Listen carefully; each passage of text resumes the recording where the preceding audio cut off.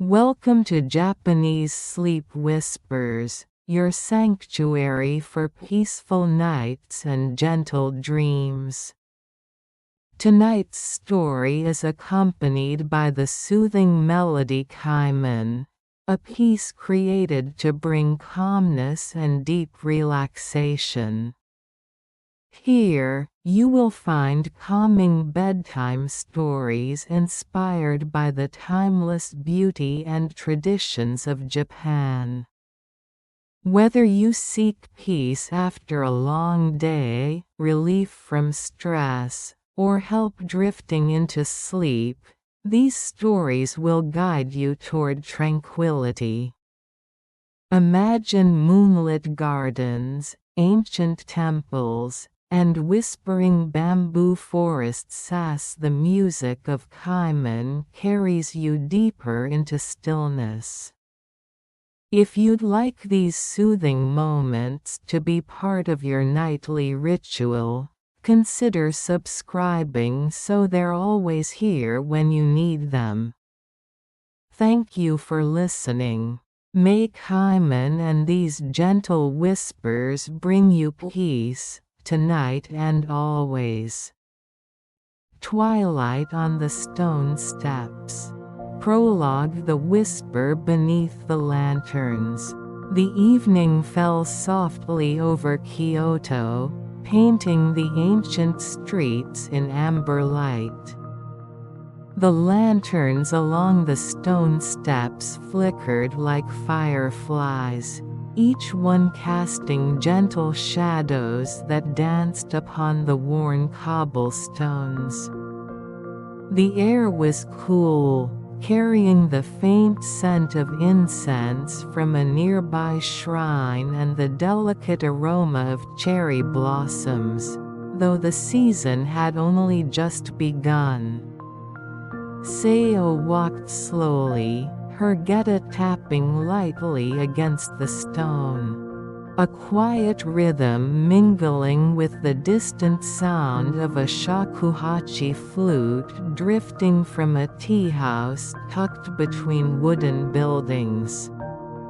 Her silk kimono brushed the ground softly, the gentle rustle blending with the whisper of the wind. She paused at a corner, where the lantern light pooled like liquid gold, and closed her eyes.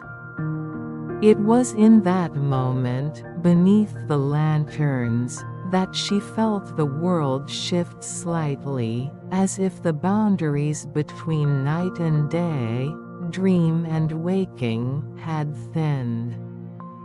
The shadows seemed to breathe, and the faint hum of the city fell away into a profound silence.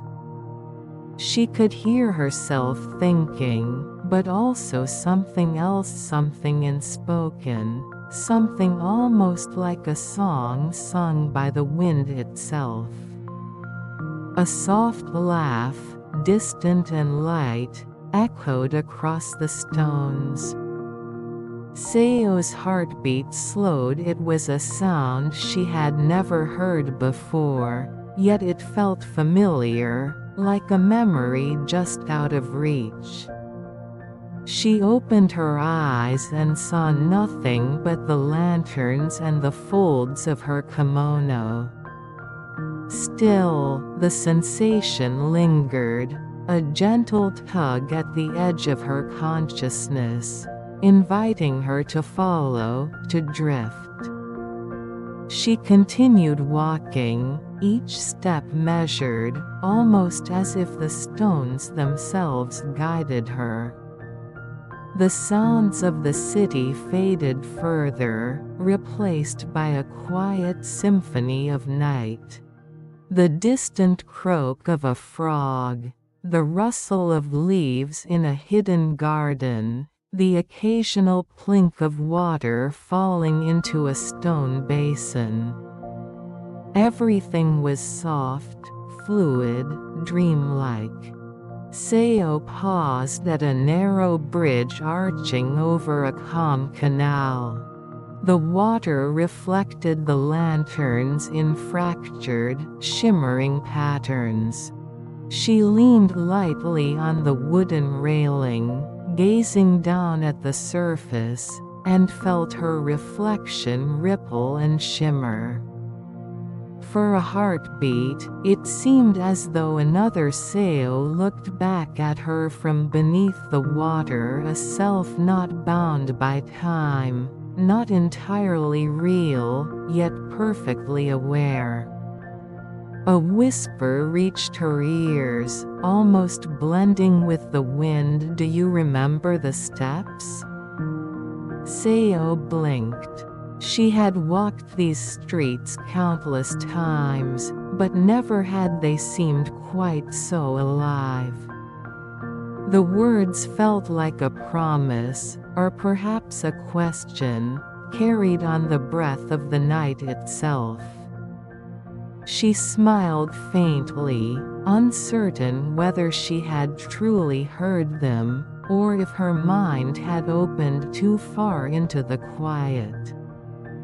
The lantern swayed gently above, and Sao allowed herself to breathe slowly, deeply, letting the city's hushed voice fill her senses.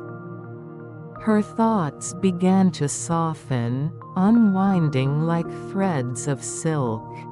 The stone steps beneath her feet were no longer merely stones, they were a path, a story, a melody that led somewhere beyond the ordinary. And in that quiet, she felt herself beginning to drift, carried not by the streets, nor by the lanterns, but by something older, gentler, and utterly still. Chapter 1: The Garden of Still Water. Sao awoke, though she was unsure if she had ever truly fallen asleep. She found herself in the small garden behind the tea house, where she often practiced her dances. Moonlight spilled across the moss and the carefully raked gravel, turning each stone into a jewel of silver. The air was cool, crisp, yet carried a softness, a faint perfume of camellia flowers. In the stillness, the pond at the center of the garden drew her gaze. Its surface was like polished glass, reflecting the moon, the stars, and the soft outlines of the surrounding trees. Sao knelt at the edge, her reflection meeting her eyes. But this time, the reflection seemed not entirely her own. There was a subtle difference, a tilt of the head, a flicker of recognition, as if the water knew more than she did. A soft ripple disturbed the surface, and the reflection smiled a delicate, knowing smile. Sao gasped softly. She had been told stories of spirits in the garden, of the lingering presence of past dancers who had trained here long ago. But this was different. This was not fear, it was calm, welcoming, almost as if the water itself were alive with memory. The moonlight shifted, casting a path across the pond that led her eyes to a stone lantern at the far edge. Shadows and light intertwined like threads of silk, forming shapes that almost resembled figures in quiet conversation. She felt a gentle tug, urging her to rise, to walk along the gravel path. As Sao moved, her steps were slow, deliberate, in harmony with the garden's quiet rhythm. A breeze lifted the edges of her kimono, carrying with it the faintest echo of laughter, soft and melodic. She followed the sound to the stone steps at the garden's rear, worn by time and countless footsteps. At the top of the steps, the pond stretched beneath her gaze, and there, for a fleeting moment, the water shimmered with a strange light. It was as if the moon itself had descended into the garden, folding into the ripples and waves. Seo felt drawn forward, leaning closer to the edge, until her fingers barely brushed the water's surface. "Do you remember me?" a voice asked, gentle and unhurried. Seo's heart quickened. She turned slowly, scanning the garden, but there was no one. Only the soft rustle of leaves, the water, and the faint glow of the lanterns. Yet the voice lingered, echoing softly through the night, wrapping around her like a warm shawl. She closed her eyes. The world around her seemed to dissolve: the garden, the pond, the lanterns, all melting into a calm, dreamlike space. And then, in that quiet, she understood the steps she had walked, the dances she had practiced, the laughter of the past. All of it was here, not lost, not gone, but waiting. Waiting to be remembered. Seo opened her eyes once more, gazing at the water. And there, as if answering her silent question, the reflection smiled again, tilting its head slightly. She felt a shiver of recognition, a warmth that spread slowly through her chest. The night stretched on, gentle and unbroken. The garden whispered its secrets, and Seo listened, letting the calm wash over her. Every leaf, every ripple, every stone step became part of a soft melody. A song not of music, but of presence, of being, of quiet connection. She sat there, letting her breath fall in rhythm with the night. Slowly, the garden seemed to breathe with her, alive yet still, a world suspended between the moon and the earth, between waking and dreaming. And Seo felt, for the first time that night, entirely at peace. Chapter 2: Echoes of Silk and Wind. The next morning, Kyoto awoke with a soft hush. The streets glimmered faintly under a thin mist, and the first rays of sunlight filtered through the eaves of wooden houses, brushing the roofs with pale gold. Seo stepped quietly from the tea house, her kimono sleeves brushing her fingertips as she made her way toward the rehearsal hall. Even in the daylight, the city felt dreamlike, as if the night had not entirely let go of its whispers. She arrived at the small courtyard where the dance would begin, and the familiar scent of tatami mats, polished wood, and dried incense welcomed her. Seo's movements were slow, deliberate, almost ceremonial, as she unwrapped her obi and prepared her hair ornaments. The world seemed to settle around her, folding into the rhythm of her breathing. As she began to move, the soft rustle of silk accompanied her steps. Each motion, each bow of her head, seemed to carry a whisper from the past. The wind rose gently, weaving through the courtyard and lifting the ends of her kimono, as if unseen hands guided her dance. Seo paused mid-step. A faint, melodic sound floated on the breeze, one she had never consciously heard before. It was neither the voice of another person nor an ordinary sound of the city. It was a resonance, soft and fleeting, like silk brushing against stone. She tilted her head, listening carefully. "You carry them with you," the voice said, as delicate as the wind itself. She looked around. The courtyard was empty, yet the sensation of presence was undeniable.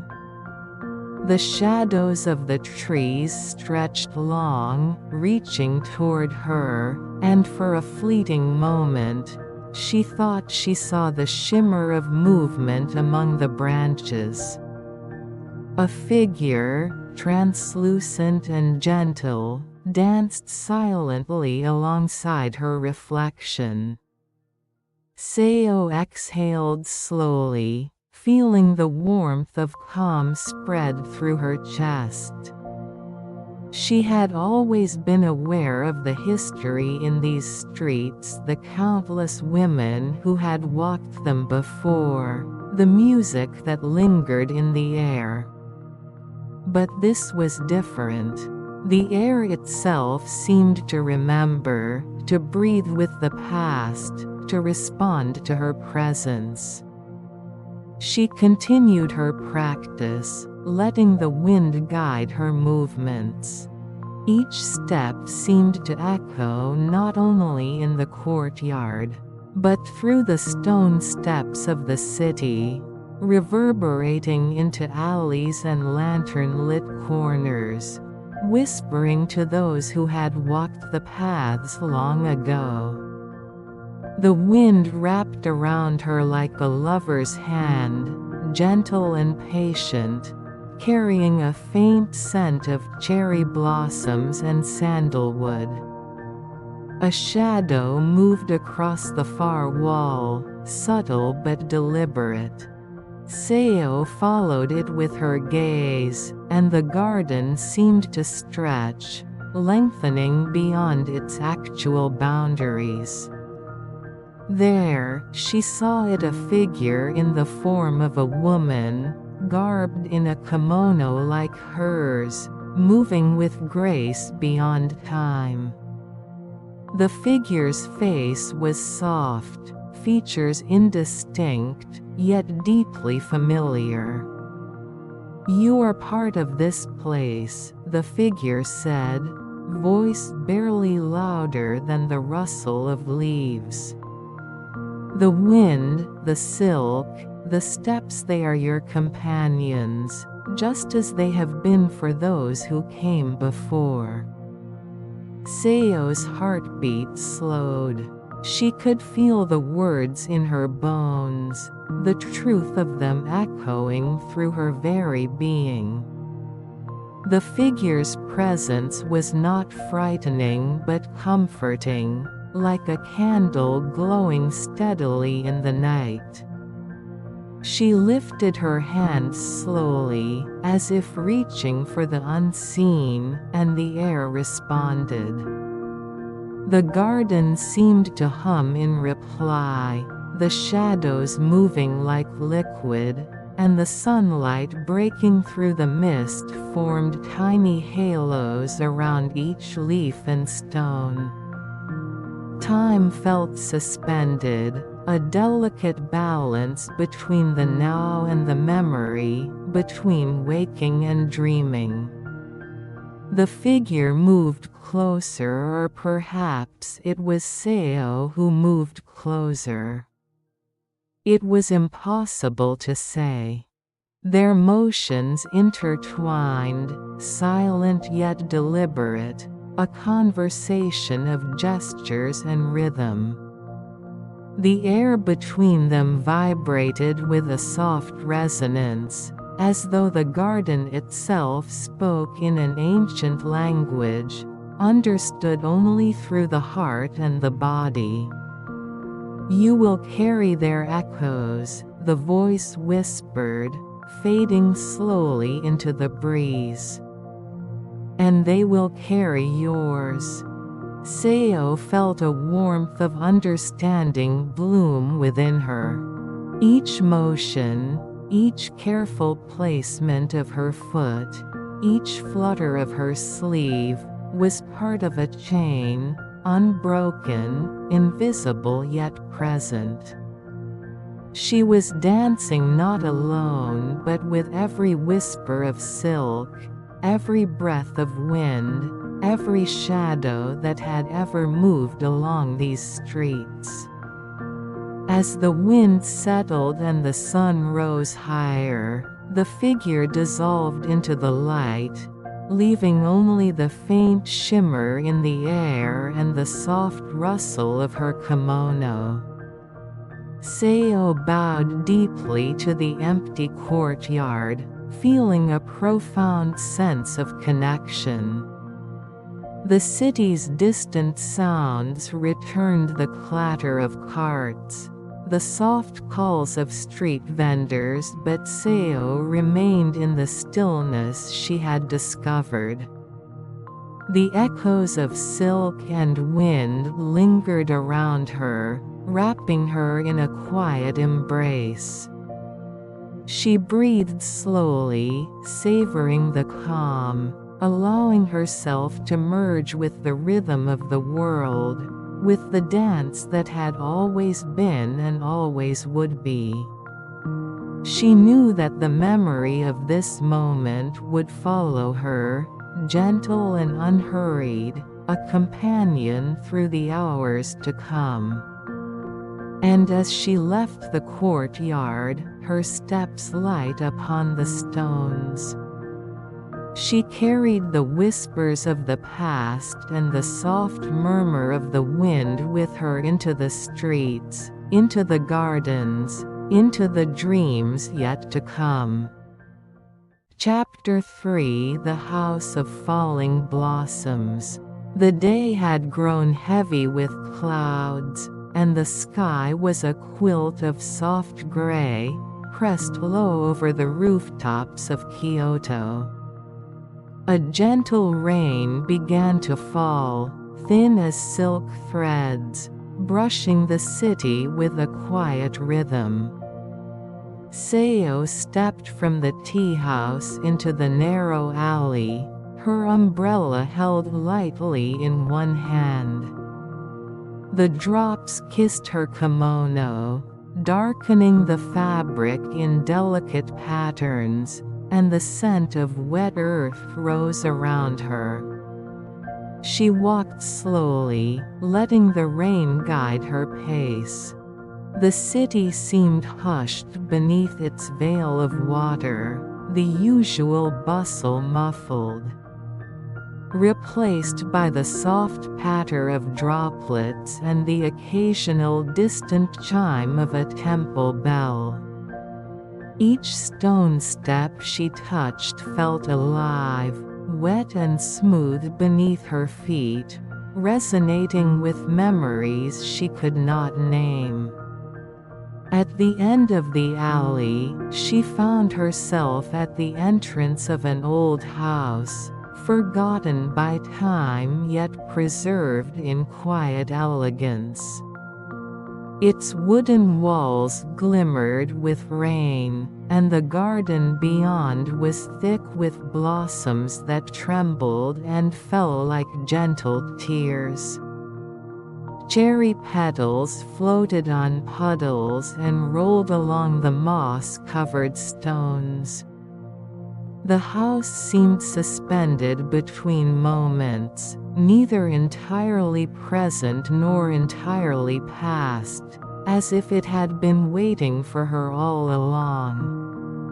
Seo removed her umbrella and stepped onto the wet stone steps, each one worn smooth by countless feet, each one whispering under her weight. She felt a shiver, not of cold but of recognition. Somewhere deep in her memory, she knew these steps. Somewhere in the threads of her past, or perhaps in a dream she had not yet remembered, these stones had always been part of her journey. The garden around her stirred. The rain, though gentle, seemed to animate the petals and branches, lifting them with a rhythm that mirrored her heartbeat. And then, she saw them, figures, faint and translucent, drifting among the blossoms. They were women, young and poised, garbed in the colors of spring, moving with a grace she had never known but felt she understood.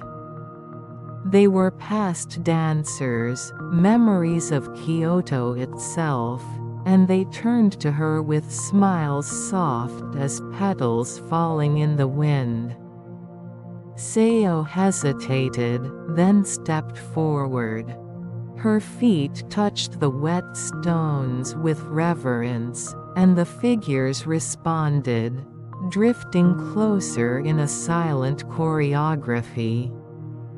The rain wrapped them all in a quiet embrace, and Seo felt as though she had stepped into another world, one that existed just beyond the edge of ordinary sight. A single figure separated from the rest, moving toward her with slow, deliberate steps. Its face was luminous, eyes reflecting the gray light of the sky, and Seo felt an inexplicable connection, as if meeting a reflection of her own soul. "You are part of the bloom," the figure said, voice soft as the rain, "as we were, and as we will be. The blossoms fall, but their memory lingers, and so too does yours."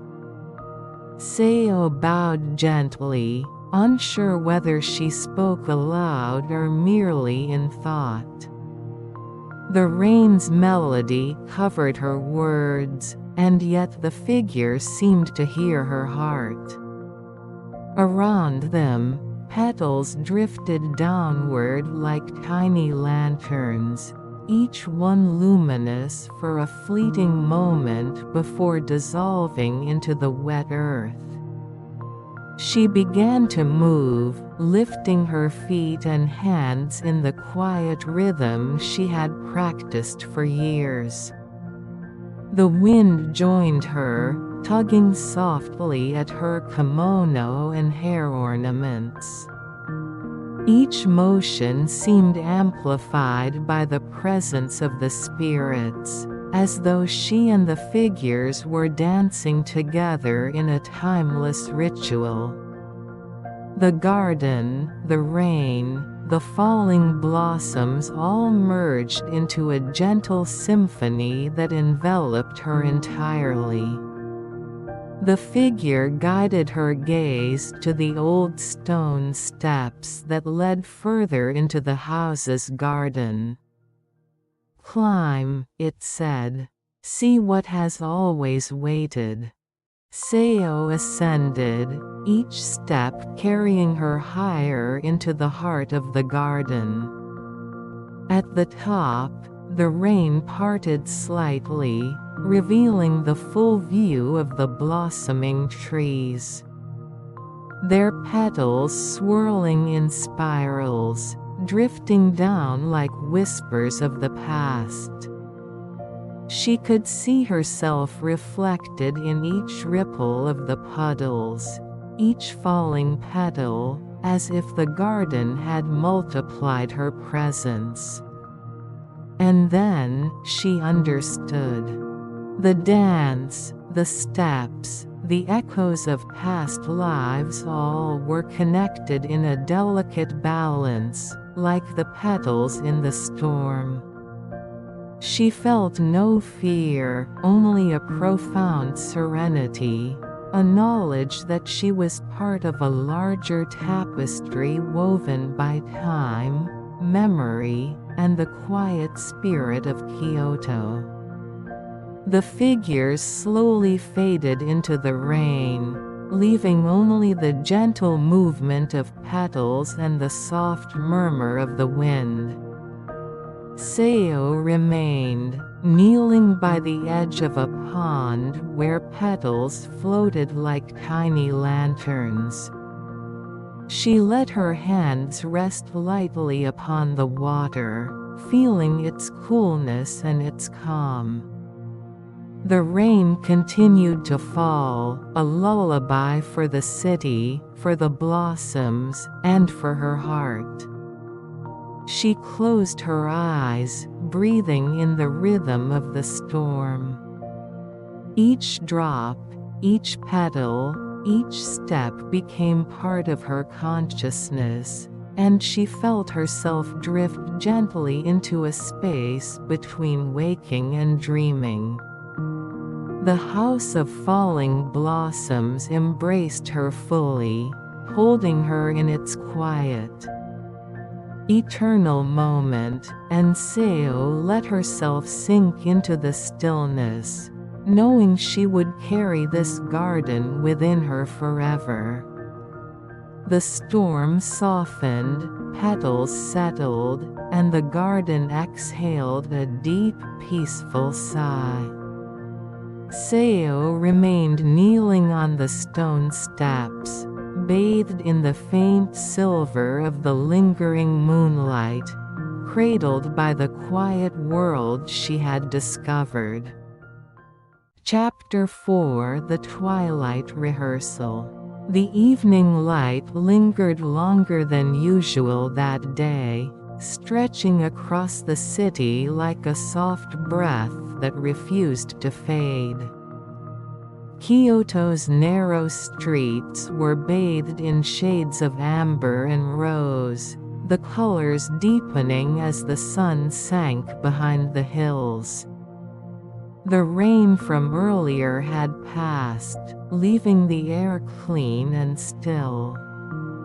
And the scent of damp earth mingled with faint traces of incense drifting from distant shrines. Seo stood before the mirror in the rehearsal hall.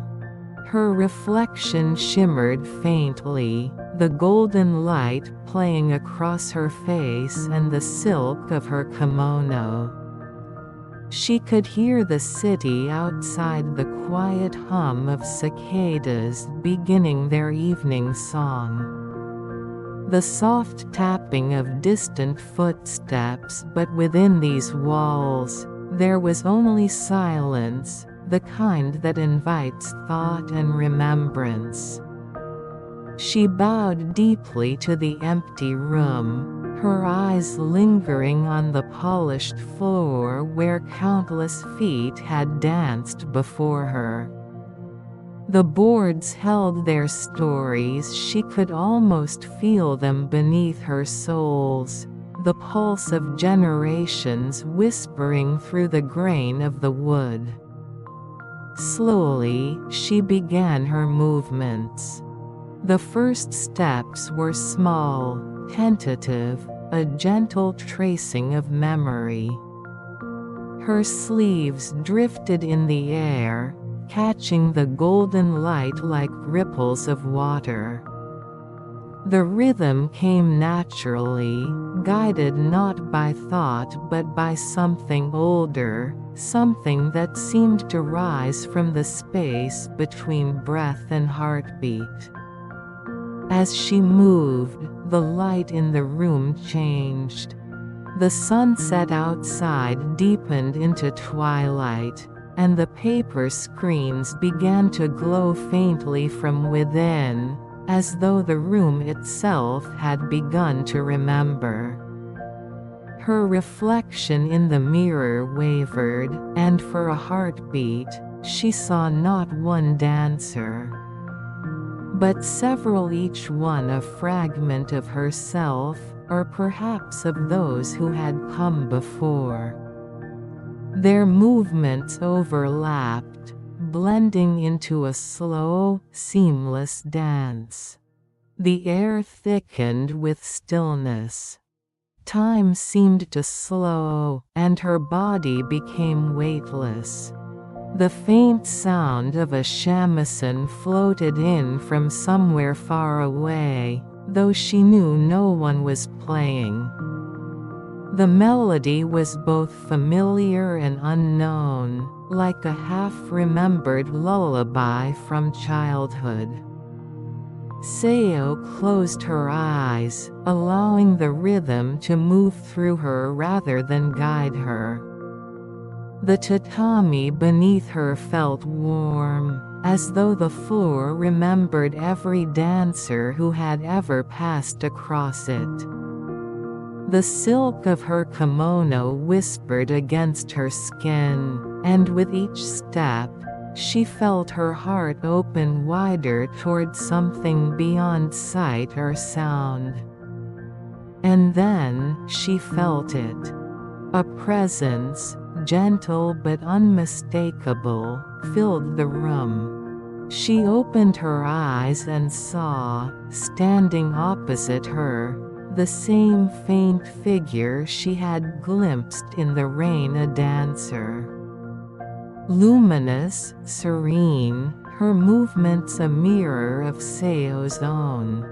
The figure's kimono shimmered like moonlight upon water, and though her face was soft and blurred by light, her eyes were kind and steady. They moved together. Step by step, they traced the same rhythm, the same turns and bows. There was no difference between them, only one continuous motion, a single breath shared between two beings.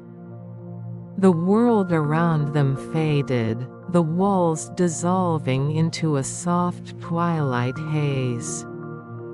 There was no stage, no audience, no time, only the dance, flowing endlessly between memory and now. Seo felt tears gather at the corners of her eyes, though she did not know why. There was no sadness here, only release. The figure smiled, a small, radiant gesture that seemed to illuminate the space between them. "You remember," the voice came, gentle as wind over water. Seo nodded, though she could not speak. "The dance is not merely yours," the voice continued, "but ours. Every step, every gesture carries the memory of those who came before, and those who will follow. You are a bridge between the breath of yesterday and the sigh of tomorrow." The words lingered in the air, weaving through her movements like threads of light. She felt them settle deep within her, quiet and warm. Her arms lifted gracefully, her body turning slowly, and as she did, the world shifted again. The mirror before her no longer showed her reflection. Instead, it revealed an endless series of dancers, some in kimonos of centuries past, some clothed in simple modern garb, all moving in harmony. They were countless, their faces serene, their motions unified. And at the center of them all stood Seo, her form glowing softly, her movements blending seamlessly into the whole. She breathed out, and the twilight seemed to breathe with her. The line between body and air disappeared. Her sleeves fluttered like wings, and for a brief, exquisite instant, she felt herself dissolve into the rhythm completely, neither here nor there, neither self nor shadow, but part of the eternal motion that carried all life. When she opened her eyes again, the light had changed. The twilight had deepened into evening, and the faint golden glow had faded to a gentle silver. The mirror showed only her reflection, now calm, still, her breath steady. The music had vanished. The room was quiet again, but not empty. Seo lowered herself to the floor and sat in silence. The wooden boards were cool beneath her, grounding her back to the present. Outside, a breeze rustled through the leaves, carrying with it the faint fragrance of evening jasmine. She smiled softly, her heart filled with the quiet certainty that she was never truly alone. The echoes of the dance remained, not in sound or sight, but in the stillness between her breaths. She had touched something eternal, a rhythm that would continue long after her own footsteps faded. The candles flickered once, and the room exhaled, as though the world itself had bowed in acknowledgement. Epilogue: a lantern drifting down the river. The night had descended gently over Kyoto, soft as silk, tender as the whisper of a forgotten lullaby. The air was cool, touched by the faint scent of river water and blooming jasmine. Along the banks of the Kamigawa, lanterns floated upon the surface, each one carrying a tiny flame that flickered like the heartbeat of a dream. Seo stood quietly by the water's edge, her hands folded before her. Her white collar gleamed faintly in the moonlight, and her hair ornaments shimmered like distant stars. The city behind her murmured the faint laughter from tea-houses, the rustle of trees, the rhythm of wooden sandals fading into the night. She watched as the lanterns drifted away, their reflections trembling across the slow current. Each light seemed to carry a memory, a dance, a smile, a whispered name. Some floated close together, others wandered off alone, their glow dimming as they merged with the darkness downstream. Seo knelt beside the river, holding her own lantern, a small paper vessel painted with cherry blossoms and a single character brushed in soft ink: Yume, Yumi, dream. She lit the candle within, shielding it from the wind with her palm. The flame caught, trembling, then steadied, glowing with quiet strength. She whispered, though no one was near to hear, "For all that has passed, for all that will come, for the stillness that binds them together." Her words were carried away by the river breeze. She placed the lantern upon the water and watched as it began to drift, joining the slow procession of light. The reflection danced upon her face, gentle and golden, illuminating her features with the serenity of one who has finally understood. As the lantern floated farther, she felt no sadness, only a deep calm, as though something within her had completed its circle.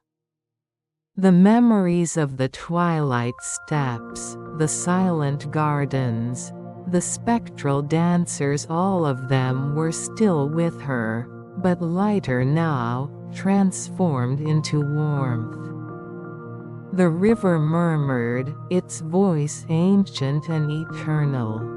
Somewhere across the water, a temple bell rang once, its echo stretching through the still air.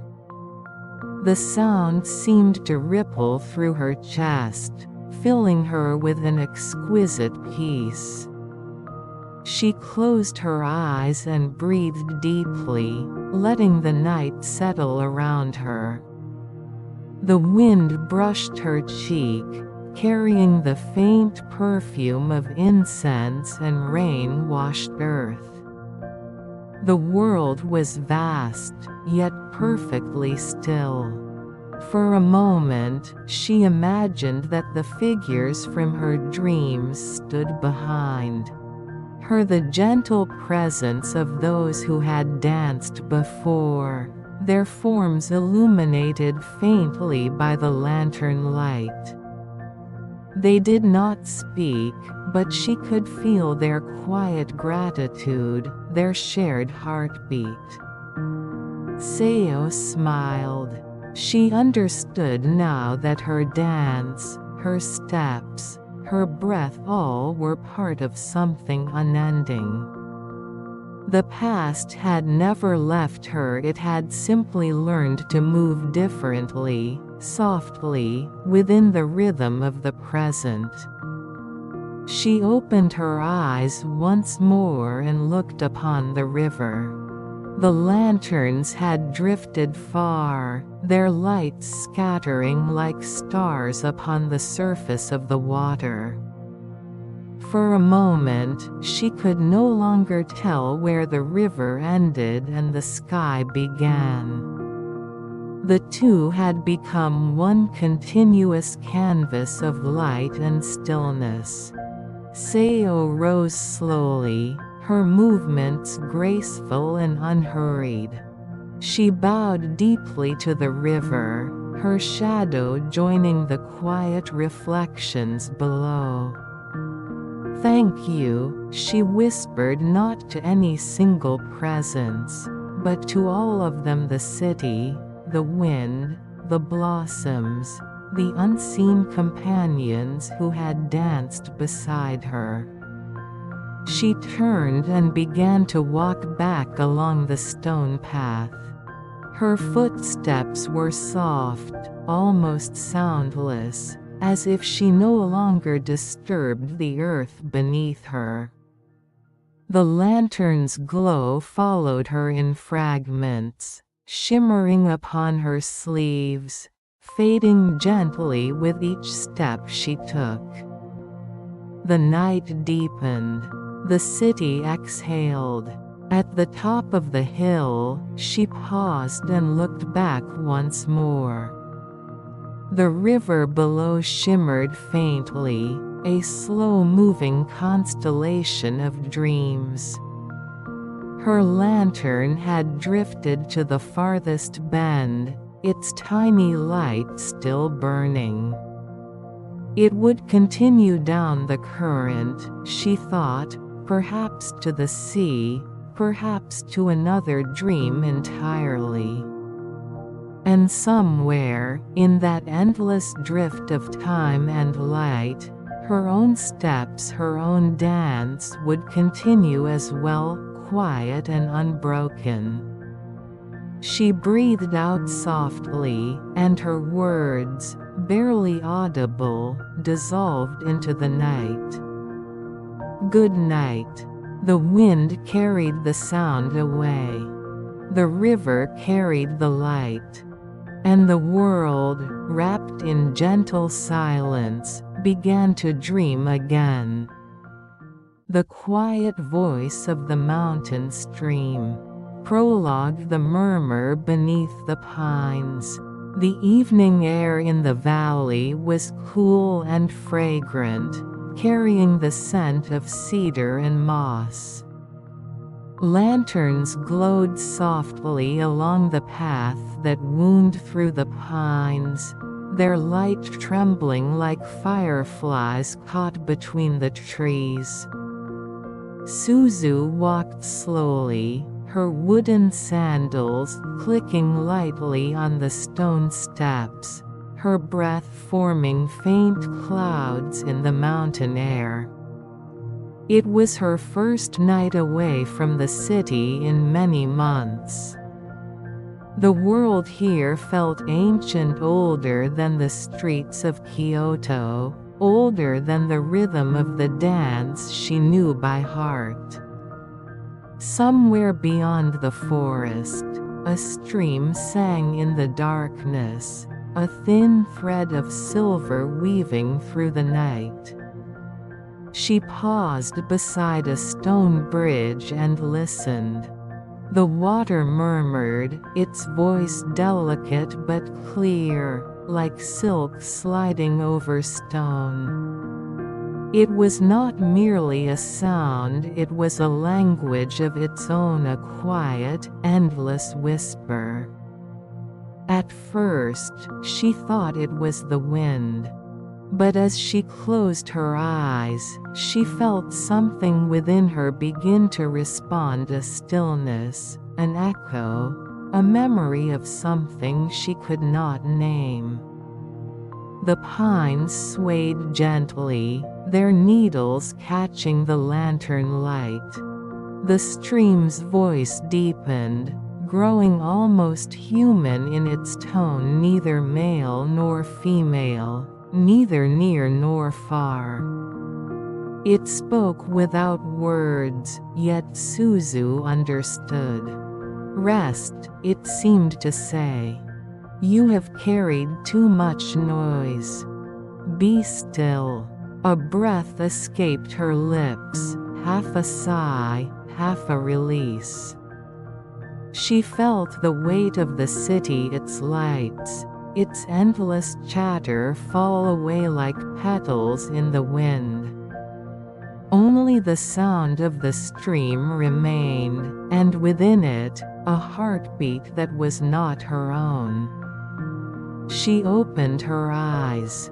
The lanterns shimmered faintly, and for a fleeting moment she saw something move across the water, a reflection not of herself, but of another dancer, cloaked in light and shadow, bowing gently toward her. When she blinked, it was gone. Only the water moved, endless and serene. Suzu smiled faintly. So this is the voice they speak of, she whispered. The quiet voice of the mountain stream. The wind carried her words away. The forest exhaled, and somewhere in the darkness, the river's soft murmur became a lullaby. Chapter 1: The Path of Mist. The morning rose with a gentle hush. A pale mist drifted through the valley, blurring the edges of the pines and temples. Dew clung to the moss and spider webs, shining like threads of glass in the early light. Suzu walked barefoot along the garden path outside the temple, her kimono sleeves brushing the air like the wings of a crane.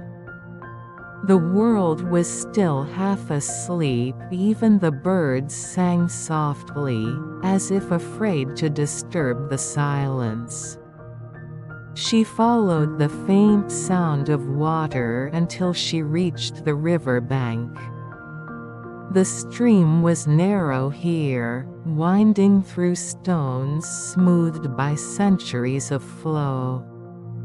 She knelt, cupping her hands into the current.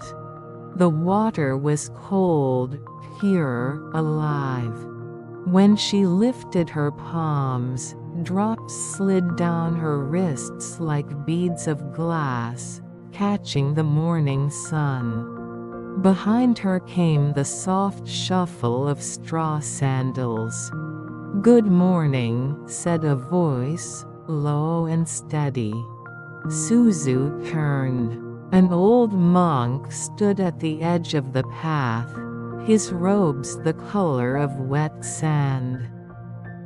His face was creased by years of sunlight and laughter, his eyes as calm as still water. "You listen well," he said. "Most who come here hear only the sound of water. But you," he tilted his head, "you hear its heart."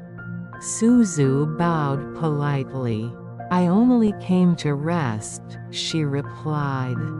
"The city has grown too loud." The monk smiled. "And so you came to a place where even silence speaks." They stood together for a moment, watching the current move over the stones.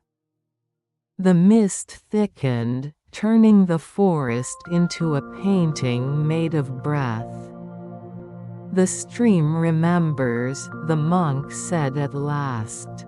"Every drop has touched the mountain, the sky, the snow that fell 100 years ago. It carries the memory of all it has seen. And sometimes," his voice softened, "it chooses to share that memory with those who listen." Suzu looked down at the water again. The surface shimmered faintly, as though it had understood. "Do you mean it speaks?" she asked. He nodded slowly. "Not in words, but in the spaces between them. The river speaks when the mind grows quiet." She let those words rest inside her, as the mist curled around their feet. For a long moment, neither of them spoke. The only sound was the soft, unending murmur of the stream. When she finally looked up, the monk had already begun walking away, his figure dissolving into the fog. Suzu remained by the water's edge. The river's voice rose and fell, a melody older than time. She closed her eyes and listened again, not as a dancer, not as a guest, but simply as a being among the trees. The mist lifted slowly, revealing the curve of the mountains beyond. And as sunlight broke through, the water seemed to sparkle in greeting, whispering to her heart. She smiled, her breath calm, her thoughts as light as the drifting fog. Somewhere deep within her, the mountain stream continued to sing. Chapter 2: Stones Beneath the Water. The days drifted quietly in the valley, each one like a long breath released into the soft air. Suzu awoke to the scent of rain on cedar, to the gentle chime of wind bells that hung from the eaves. The temple where she stayed had only a few rooms, its walls thin enough for her to hear the sigh of the forest beyond. Each morning, she would walk to the stream. She no longer wore her full Maiko attire, only a plain kimono, the color of pale plum. Without her ornate obi or hair ornaments, she felt lighter, almost unrecognizable, as though she were meeting herself anew. The river had changed since her first night. Or perhaps, it was she who had changed. The murmur of the water no longer seemed like background sound, it was conversation, alive and patient.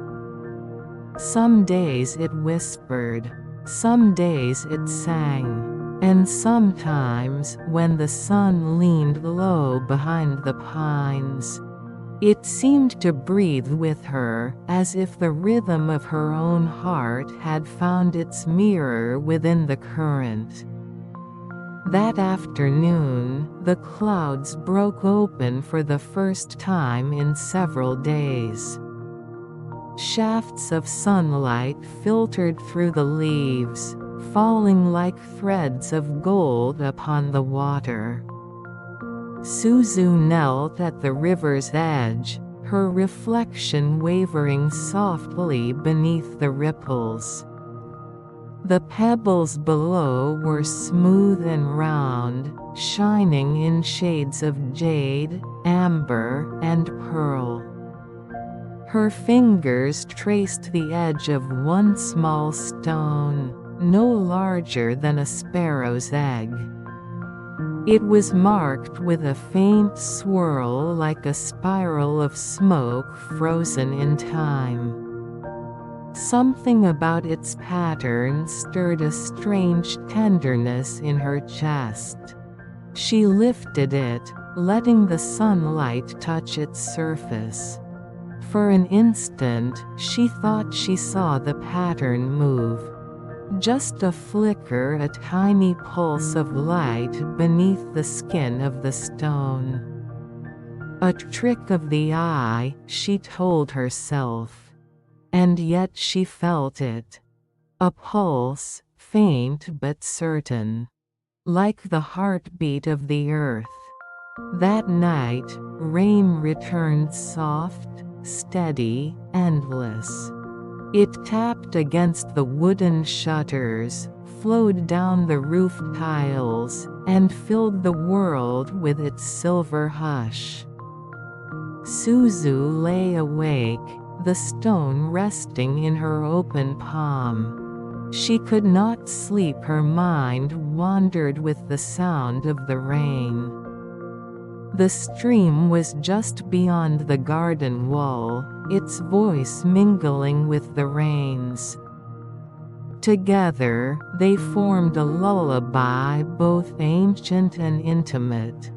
It reminded her of childhood nights when her grandmother would hum softly while brushing her hair, the same rhythm, the same peace.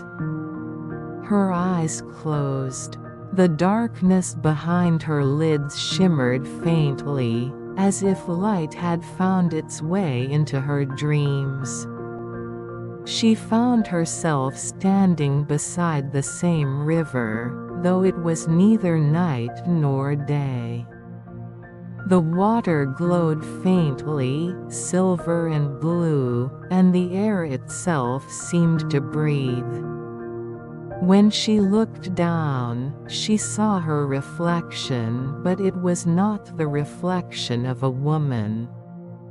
It was water, flowing, moving, shimmering in silence.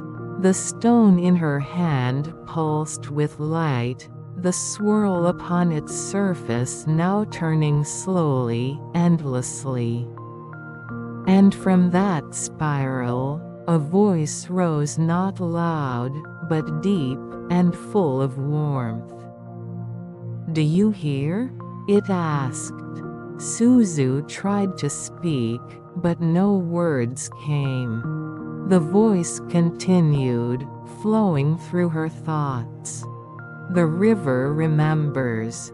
Every drop carries the memory of touch of rain, of tears, of the sea. When you listen, you are not only hearing the stream, you are hearing everything it has ever held.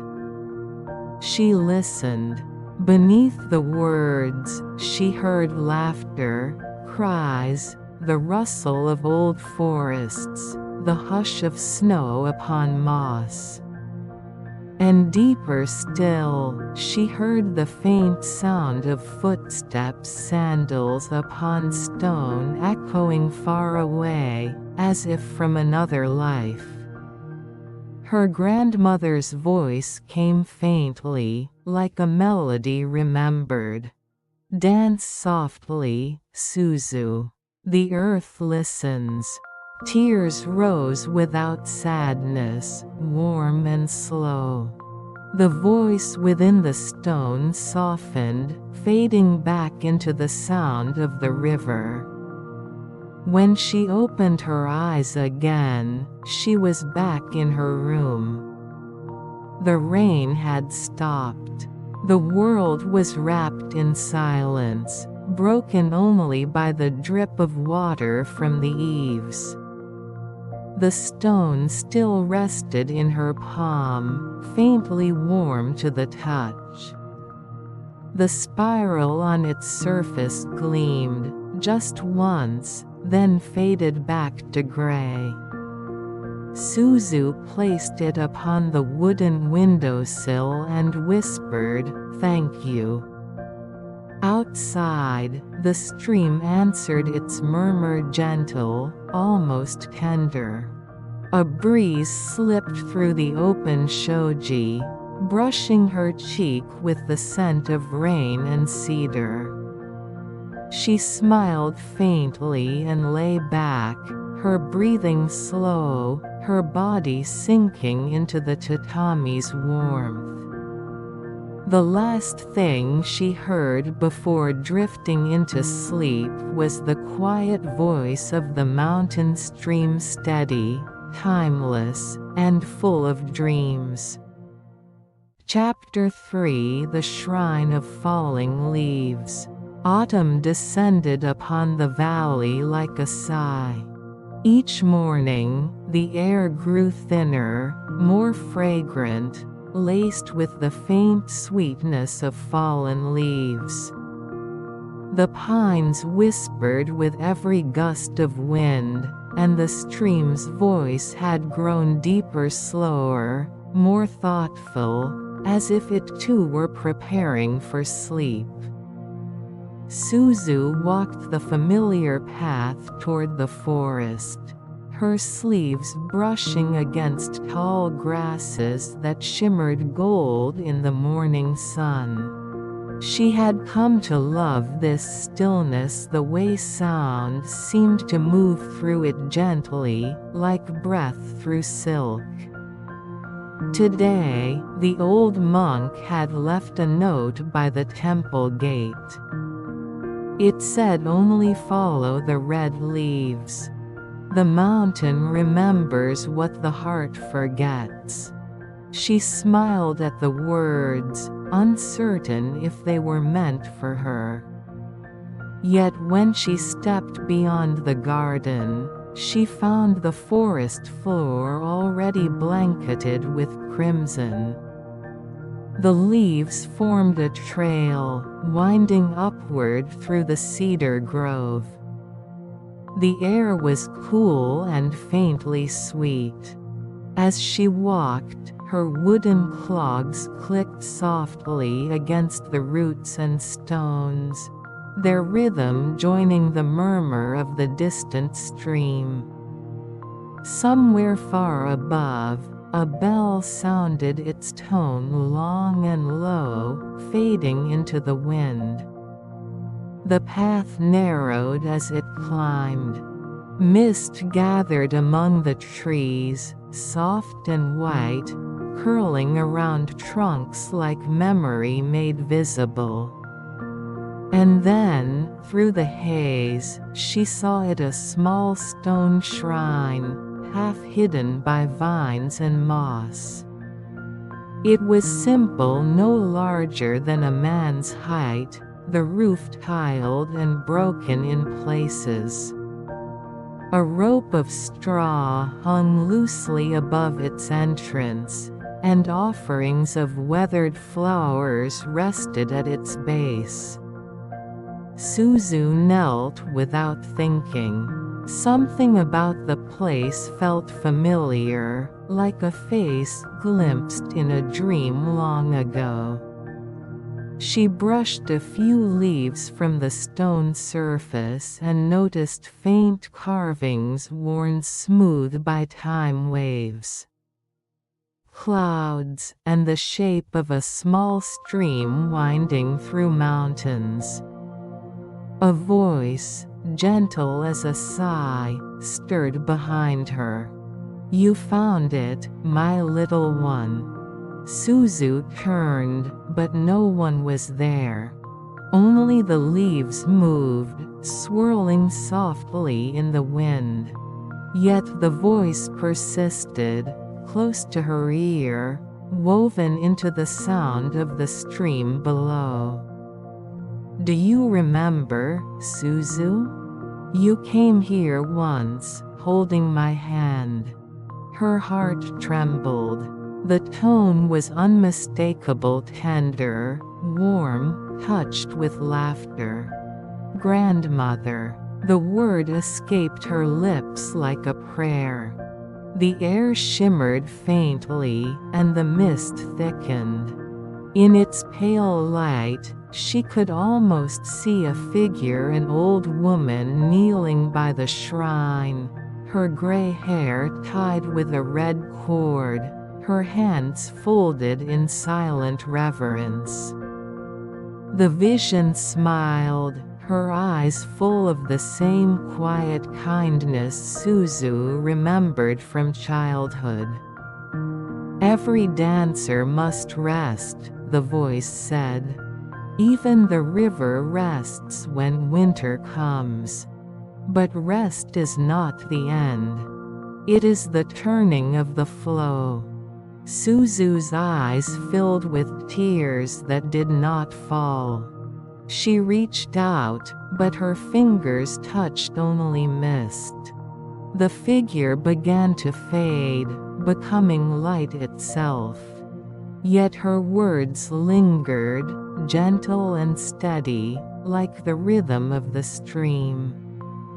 "When you dance again, dance not for the world's applause, but for the silence that listens. That is where the true song begins." A gust of wind swept through the grove. Leaves spiraled upward, crimson and gold, spinning around her like tiny flames. For a moment, it felt as though time itself had paused, everything suspended in a perfect stillness. When the wind subsided, the shrine stood quiet once more. The carvings upon its stones seemed sharper now, the lines of the stream glowing faintly in the dim light. Suzu bowed deeply, her forehead touching the cool earth. "Thank you," she whispered. As she rose, she noticed something gleaming at the shrine's base. A small stone, smooth and round, marked with the same spiral as the one she had found in the river. She picked it up carefully and held it to her chest. The forest was utterly still. Only the stream below continued its endless murmur, soft and unbroken. On her way back, the path was different. The mist had lifted, and the sunlight scattered through the branches in threads of gold. The leaves that had been crimson only an hour before were now a deep, rusted copper. It felt as though the mountain had exhaled, and with it, her heart. When she reached the river bank, the water shone with the colors of the sky. The two stones, one from the stream, one from the shrine, rested in her palms, warm despite the chill. She placed them together upon the moss and watched as the current reached for them, touching their edges with gentle ripples. The water spoke not in words, but in the quiet rhythm she had come to know. "You are not apart," it seemed to say. "You are the flow, and the flow is you."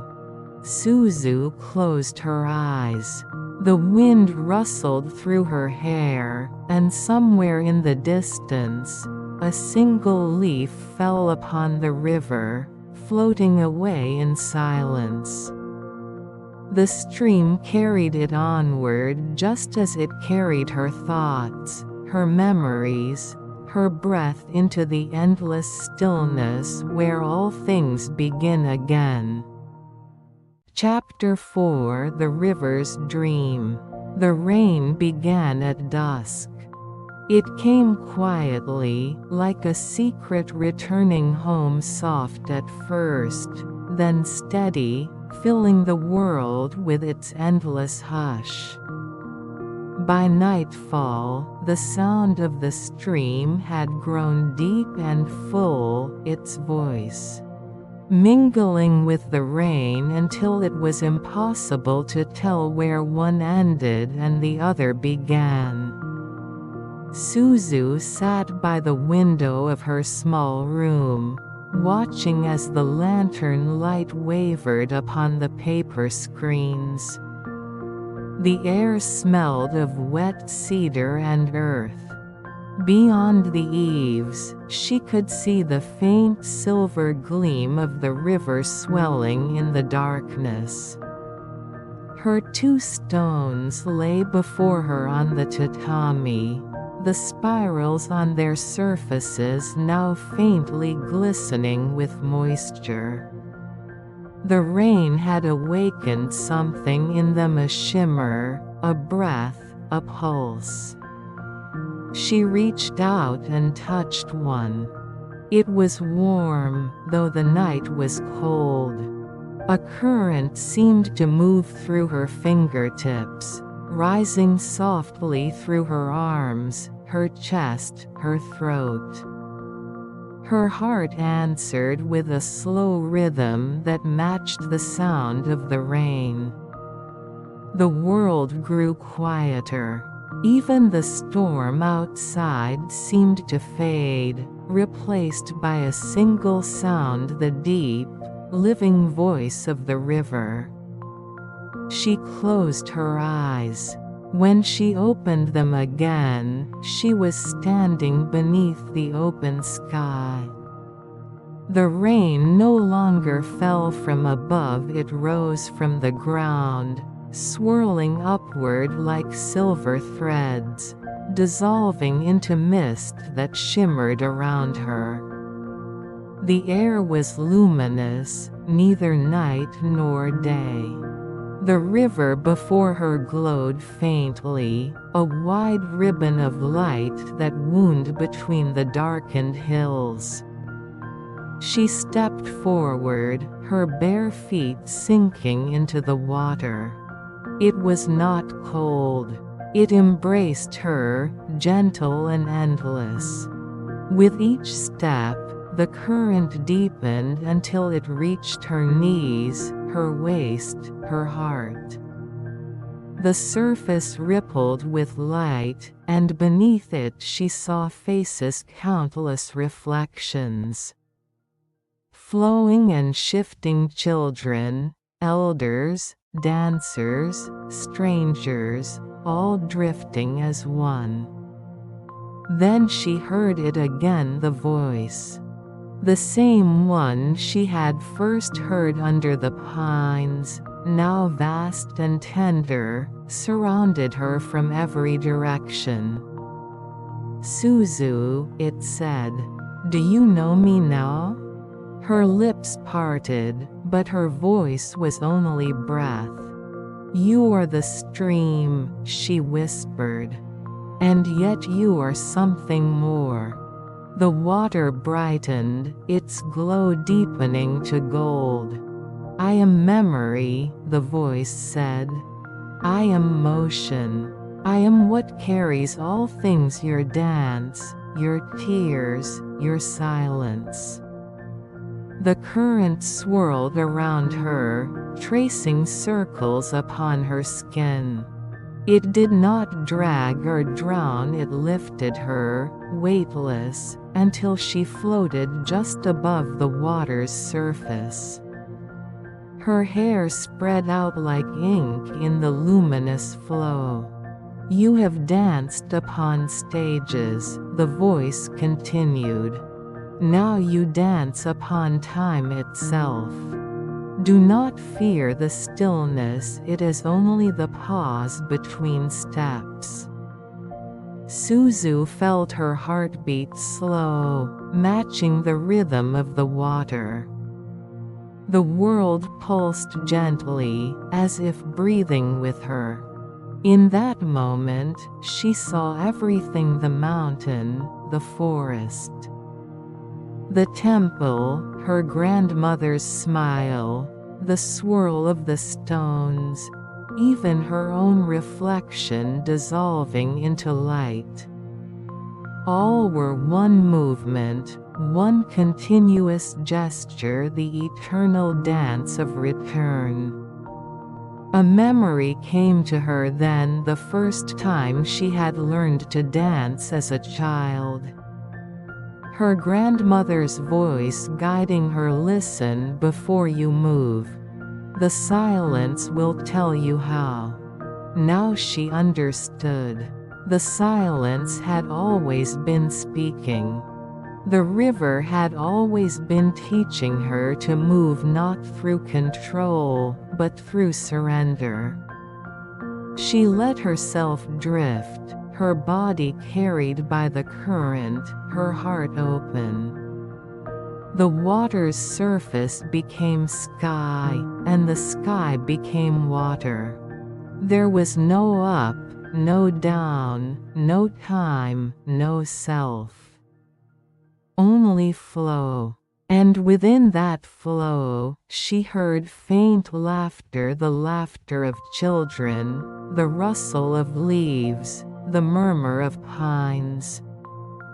The whisper of every dancer who had ever stepped upon the earth. The river's voice softened to a whisper: "Rest, little one. You have remembered." Her eyes closed, and the light embraced her. For a long while, there was only the sound of her breathing, merging with the rhythm of the stream. When she awoke, dawn had already begun to touch the sky. The rain was gone.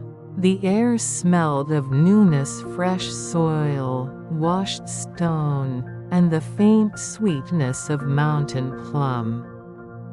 The two stones still rested beside her, cool and quiet now. The spirals upon them no longer glowed, yet they felt different, heavier, alive, as if they were holding something sacred. She rose, wrapped her shawl around her shoulders, and stepped outside. The river flowed gently beneath the pale morning light. Its surface shimmered with the first warmth of sunrise. Birds called softly from the pines, their voices clear and bright. Suzu knelt by the water's edge and placed the stones upon the moss once more. "Thank you," she said. The stream replied in its way, its murmur deep and calm, like the breath of the world itself. She smiled. A quiet understanding filled her chest, soft and deep as sleep. For a long moment, she simply sat and listened. To the river, to the wind, to the silence that lived between them. Epilogue: cherry blossoms by the stream. Spring came quietly to the valley. Not with sudden brightness, but like a slow awakening, soft, patient, full of breath. The snow upon the higher slopes melted into silver threads that wound down through the pines, joining the stream that had slept beneath ice. The air grew warm enough to carry the scent of earth, of moss, of something tender and new. Suzu returned to the river one morning, her steps unhurried, her heart calm. The trees along the bank were heavy with blossoms pale pink, almost white, trembling in the gentle wind. Petals drifted through the air like falling snow, landing upon the surface of the water before being carried away. She watched them for a long time. Each petal seemed like a thought released, a quiet farewell whispered to the season before. The stones she had left by the river months ago still rested there, half covered by moss. The spirals upon them had faded, yet when she brushed her fingers over their surface, she felt a faint pulse, a heartbeat of the earth, steady and kind. She knelt and closed her eyes. The stream murmured beside her, its tone lighter now, filled with the laughter of spring. And within that murmur, she heard it again, the voice she had carried through her dreams. It did not speak in words. It did not need to. Its sound was the breath of the mountain, the hush of morning wind, the warmth of light upon skin. It was her grandmother's laughter. It was the echo of her own dance. It was everything that flowed and returned, again and again. Tears gathered in her eyes, not of sadness, but of something so gentle it could only be called peace. She whispered to the water, "I remember."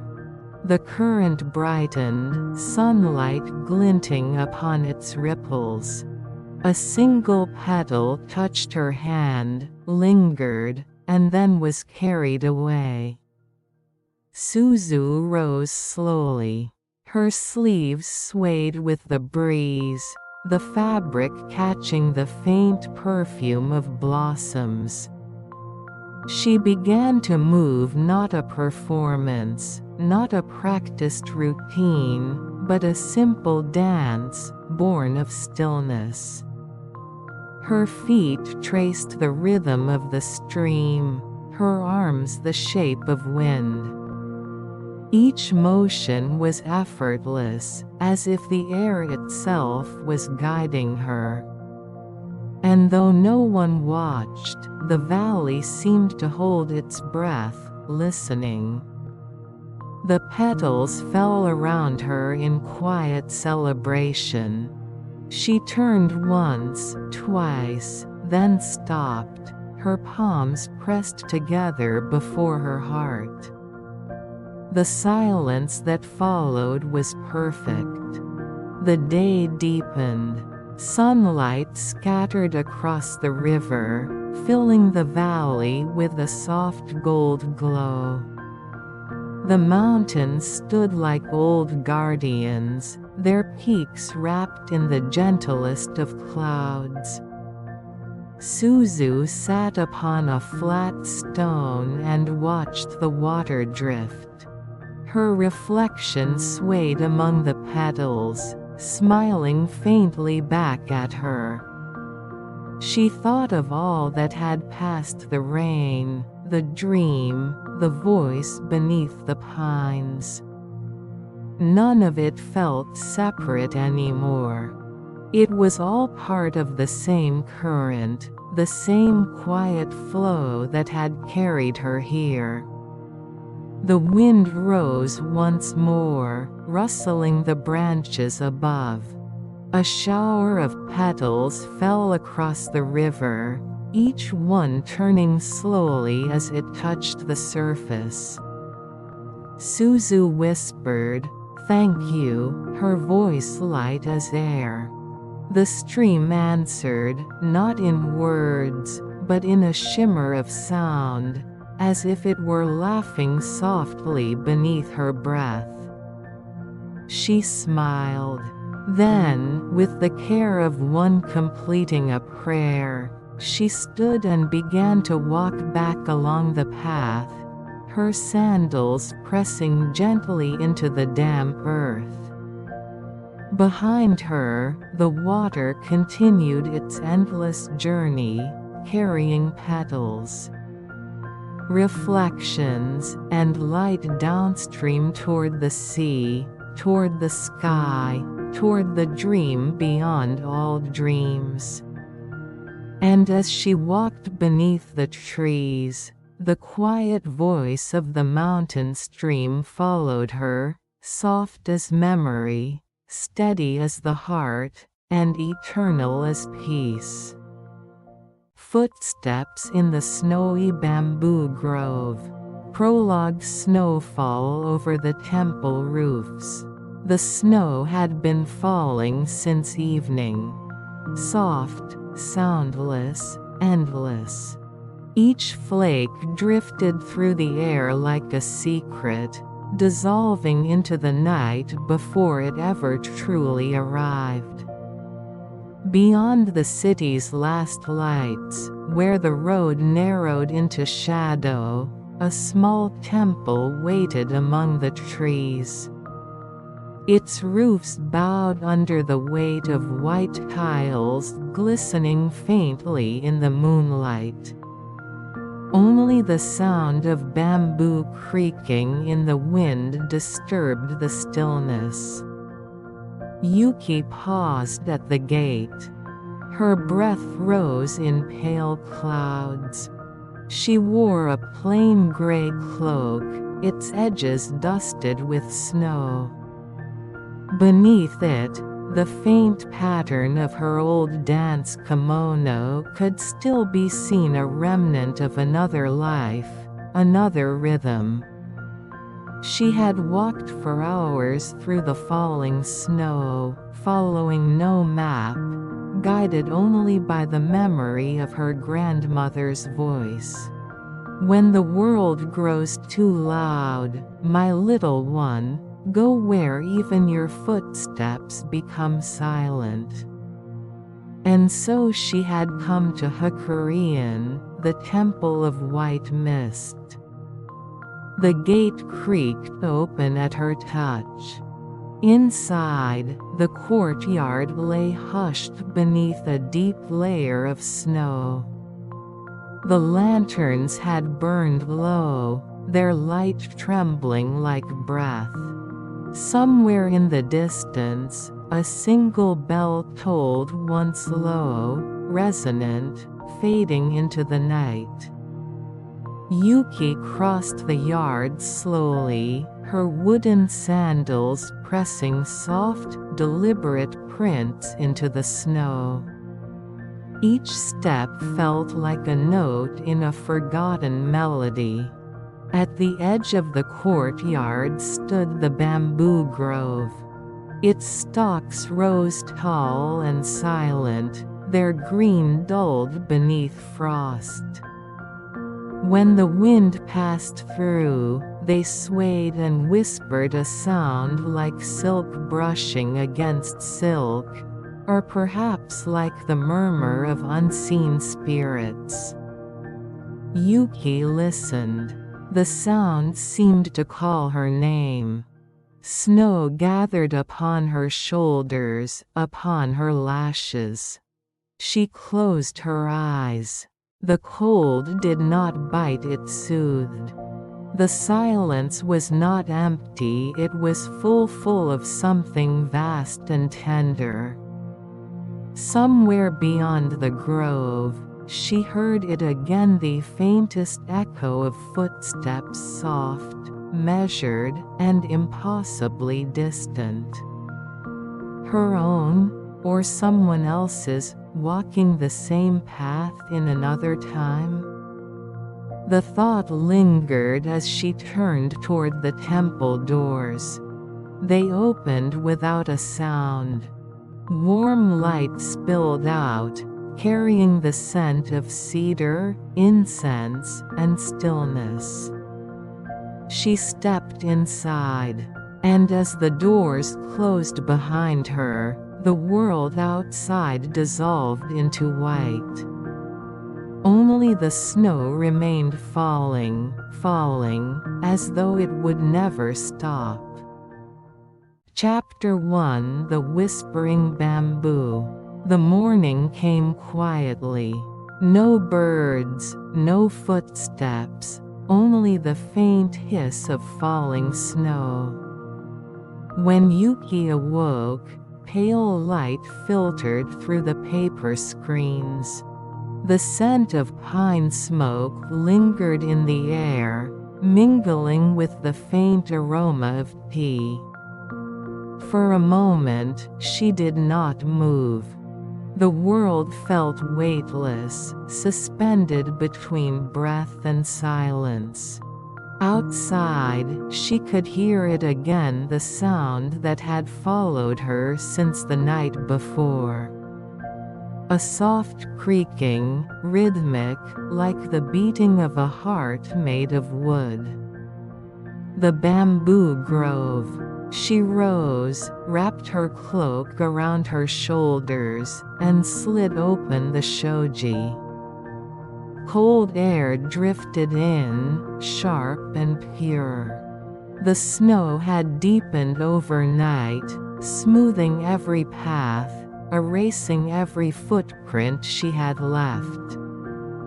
The world looked untouched. Yuki stepped outside. Her sandals sank into the snow with a muted sigh. Each step made a soft crunch, quickly swallowed by the hush of the grove. The bamboo stood tall around her, pale green against white, their tops swaying gently. When the wind moved through them, the stalks bent and touched one another with a sound like low murmuring, so close to human speech that Yuki paused. She closed her eyes, and in that silence, she began to hear words. Not words spoken aloud, but something older, softer, like the echo of thoughts that belonged to the earth itself. Do you remember the garden where you first danced? The sound of the fan opening? The scent of winter camellia? Her breath caught. The voice was not a single tone but many woven together like wind through leaves, rising and falling, full of warmth and longing. You danced for the snow once. You danced so it would not feel alone. She smiled faintly. I remember, she whispered. The grove stirred. Snow drifted down from the upper branches, settling upon her hair and shoulders. A faint path appeared between the stalks, where no path had been before.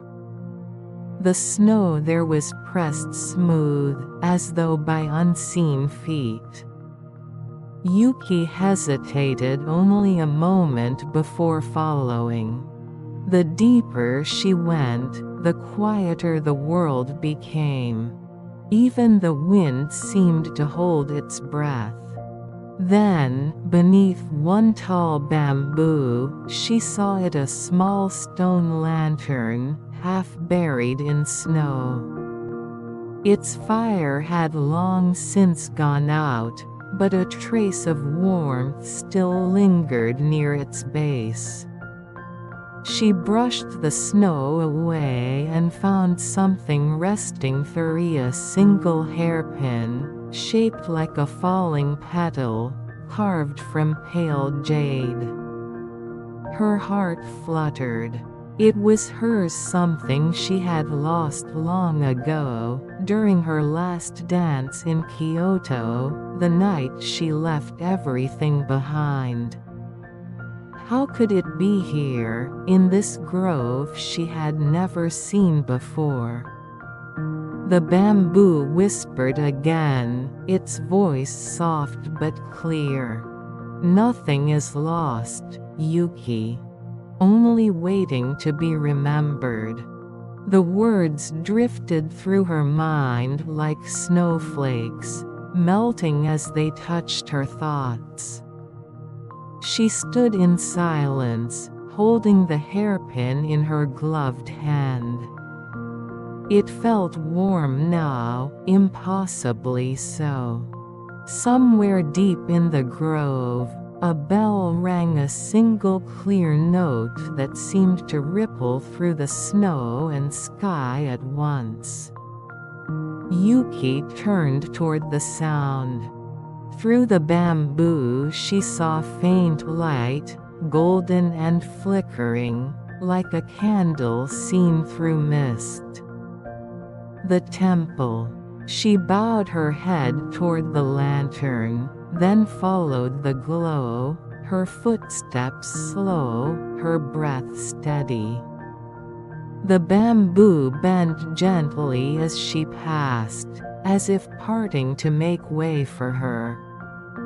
And though the wind had ceased, the whispering continued, soft, endless, kind. Step by step, child of snow. The silence remembers you. She reached the edge of the grove as dusk began to fall. The sky had turned the color of ash, and flakes drifted lazily through the fading light.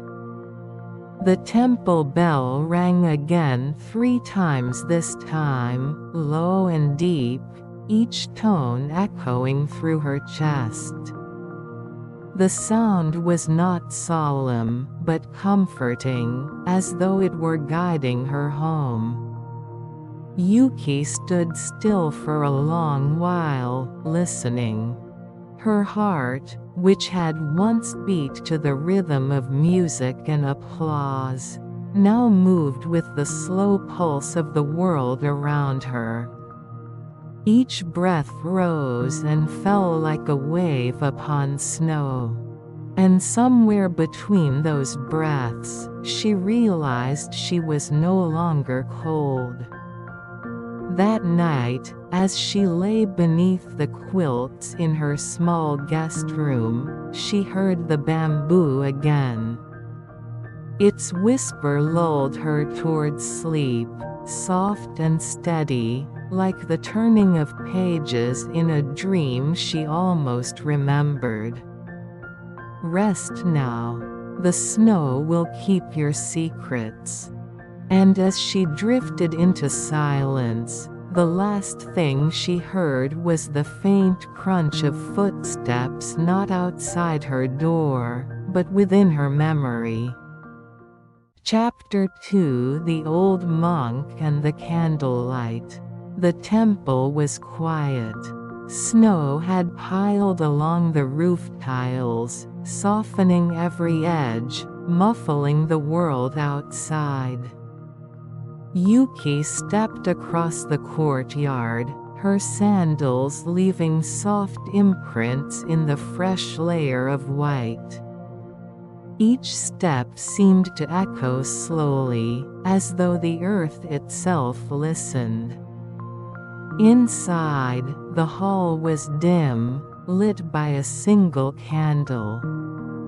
Its flame wavered, casting long shadows that stretched along the wooden beams. An old monk sat near the hearth, his robes simple and gray. His hands rested lightly on his knees, and his eyes, though aged, held a calm warmth. He looked up at her and nodded once. "Welcome," he said softly. "The snow brings those who listen." Yuki bowed. "Thank you for letting me stay. The bamboo grove, it spoke to me last night." The monk smiled, as if he already understood. All voices are part of the same song. Sometimes they speak in wind, sometimes in water, sometimes in footsteps on snow. And sometimes, he paused, they speak in candlelight. He gestured toward the small candle flickering before them. Yuki knelt beside him. The wax was melting slowly, golden droplets forming tiny rivers along its side. The flame trembled, but did not falter. "Watch it," the monk said. "Do not try to see its shape. Let it show you what is already inside." Yuki's eyes softened. She watched the flame dance, its light reflecting in the corners of the hall. The shadows it cast seemed to move with a life of their own, bamboo stalks swaying, snow drifting, footprints forming and fading in the courtyard outside. "The flame remembers," the monk continued. "Every flicker is a memory of itself, and every shadow it casts is a memory of what it has touched. The same is true of your heart, Yuki. Each thought, each fear, each joy, everything leaves its mark, quietly, like footsteps in snow." Yuki listened, the candlelight warming her cheeks. "I sometimes feel lost," she whispered. "In the city, in my dancing, even in my own memories." The monk nodded, his gaze never leaving the flame. "Lost is only the shape of something not yet remembered. Do not fear it. Light your inner candle. Even a single flicker is enough to find your way back." Yuki closed her eyes. She could feel the snow outside, the bamboo swaying, the stream murmuring far away. And within her chest, she imagined a small flame, soft, steady, patient. The monk's voice was a gentle murmur now, like wind through frozen pine. "Follow its light. Even when the world is covered in snow, it will never go out. It will guide you to the places you need to remember." The flame wavered once, then grew calm, bathing the room in a steady glow. Yuki opened her eyes and saw the shadows no longer as separate shapes, but as part of a whole. The bamboo, the snow, the courtyard, the temple, even her own footsteps, they were all connected in a quiet rhythm, a slow and endless pulse. She bowed again, deeply, feeling the warmth spread through her body.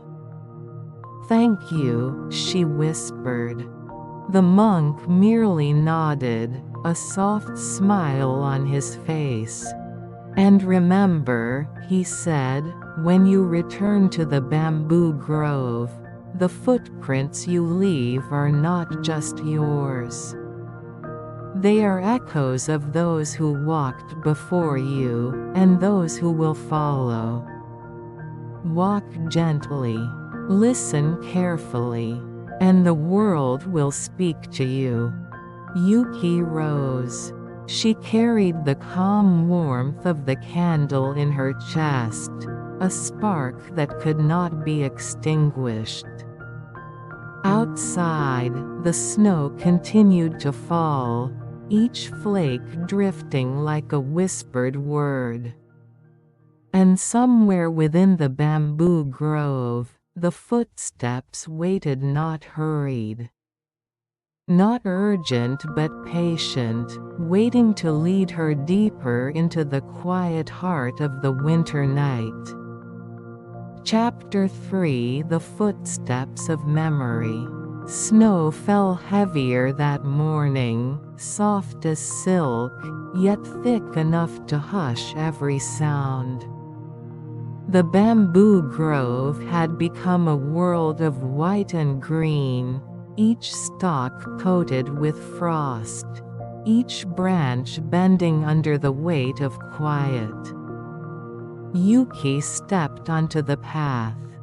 Her footprints were visible for only a few moments before the wind and falling snow erased them. She walked slowly, aware of each step, aware of the snow pressing lightly against her shoulders, her hair, her lashes. With every print that disappeared, a memory surfaced. Not loud or startling, but delicate, like whispers carried on the wind. She remembered her first dance as a Maiko, the soft rustle of silk against wood, the careful placement of her fan, the scent of camellia on a winter evening. She remembered the applause, the bright lights, the eyes watching, always watching. And she remembered leaving Kyoto for a brief, unexplained journey, the night she vanished from the city she had once called home. Each memory moved through her as if it had its own weight, its own rhythm. Footsteps in the snow, footsteps in time, each marking a moment, each fading as soon as it touched the present. She paused near a small clearing where the snow had piled higher than elsewhere. Here, the wind did not reach. The bamboo swayed only faintly, their whispers softer, almost tender. Yuki knelt and pressed her gloved hand into the snow. For a moment, she felt the cold, the weight, the silence, but also something else. A pulse, faint and slow, beneath the snow. The footsteps she had left behind were gone, yet the pulse remained. A rhythm of life, of memory, of things that do not vanish but transform. She closed her eyes and listened. The grove seemed to exhale, a long, slow breath.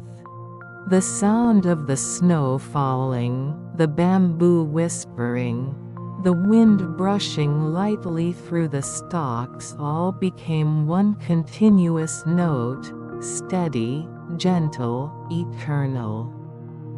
"Step softly, Yuki," it seemed to say. "Step into the memory that remembers you." And in that note, she felt herself dissolve slightly, not in fear, but in relief.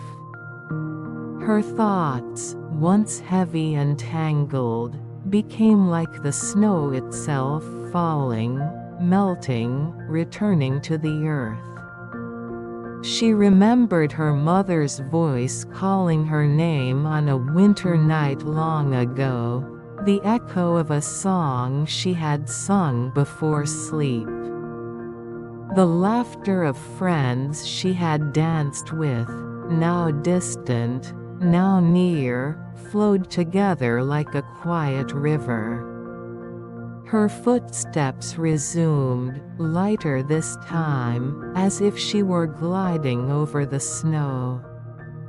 Every step carried her forward, yet at the same time, backward into memories she had thought forgotten. By the time she reached the far edge of the grove, her footprints had vanished entirely. The path was pristine again, as though she had never walked at all. And yet, inside her, every memory, every whisper, every echo remained alive, calm, and gentle. She knelt once more, tracing a line in the snow with her finger. It shimmered faintly in the pale morning light. "Even what is gone leaves its mark," she whispered. The wind stirred, carrying her words through the bamboo. The trees swayed, and a single snowflake landed on her palm. It melted slowly, a tiny pulse of water in her hand. Yuki rose, feeling the snow beneath her feet, the grove around her, and the quiet inside her chest. She felt the footsteps of memory, not gone, not lost, but moving, flowing, carrying her forward into what was yet to come. And somewhere, deep within the grove, she thought she heard it, the faintest echo of someone walking alongside her. Not a sound, not a shadow, just a presence. A companion in silence, in memory, in the endless winter night. She smiled and continued forward. Step by step, into the snow, into the memory, into herself.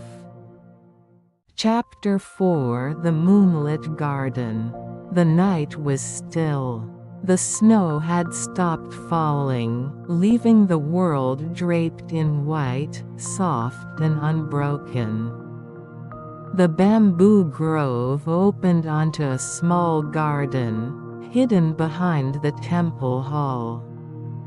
Its paths were traced in delicate lines of snow, and the stone lanterns stood like silent sentinels beneath the moon.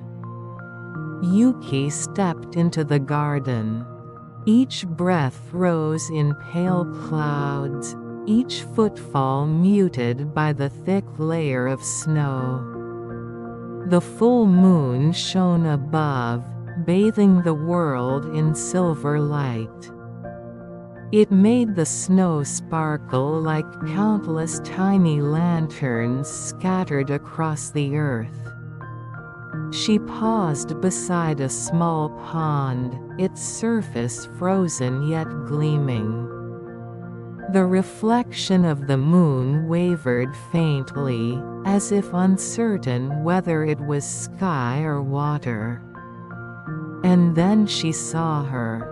A figure stood at the far edge of the garden, pale and luminous in the moonlight. It was her mother or the memory of her mother, or both. Her robes were light and flowing, the color of winter plum, and her hair shimmered like frost. Yuki's heart trembled. She had not expected this. She had not allowed herself to hope. The figure smiled.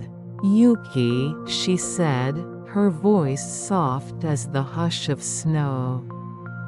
"You have come so far." Yuki took a step forward. I didn't know if I could find my way," she whispered. Her mother's gaze was gentle, patient. "The way is always within you. Even in the quietest snowfall, even in the footsteps that disappear, the path is there. You only need to follow the heart."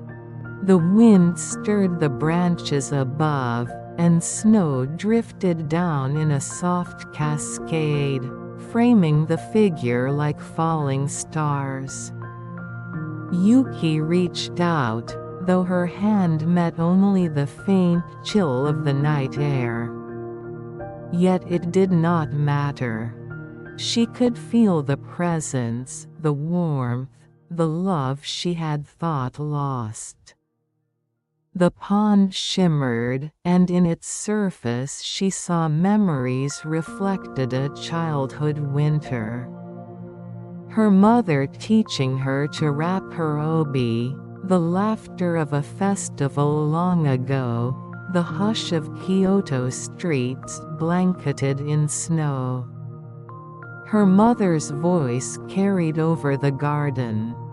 "Do not carry sorrow as a weight. Let it melt, as snow does, and you will find peace." Yuki knelt beside the pond, her hands pressing lightly to the ice. She traced shapes in the frost, small circles, spirals, steps she had taken and forgotten. Each movement felt like a prayer, each touch a conversation with the past. The moonlight grew brighter, the garden more still, and for a long while, they existed only in this quiet space, suspended between memory and the present. Then the figure spoke once more, fading gently with the rising silver light. "Step lightly, child of snow. Dance in silence. Listen to the world, it remembers you." Yuki remained kneeling. The garden was empty now, yet the warmth lingered. She could feel her mother's presence in every frozen branch, in the shimmer of the pond, in the hush of the bamboo grove beyond. Rising slowly, Yuki took a deep breath. The night seemed to stretch, infinite and calm. Her footsteps pressed softly against the snow, leading her back through the bamboo, toward the temple. Toward the quiet light of the candle she had left burning. And somewhere above, the moon shone down, steady and bright. The garden, the snow, the memory, and her heart all were one. Step by step, she walked forward. Into the night, into the silence, into herself. Chapter 5: The Silent Dance. The night had grown deep. Snow lay thick upon the bamboo grove, softening every sound, muffling every movement. The moon shone pale and steady above, casting long silver shadows that twisted gently among the stalks. Yuki stood in the center of the grove. Her kimono, once plain, now glimmered faintly under the moonlight, as if the snow itself had sown it with light. The hairpin she had found, the one shaped like a falling petal, was tucked into her hair. She took a breath. The world waited. The bamboo swayed, whispering. The snow drifted silently. The footprints of the past had vanished. And then, she began to move. Step by step, she let her body follow the rhythm of the groove.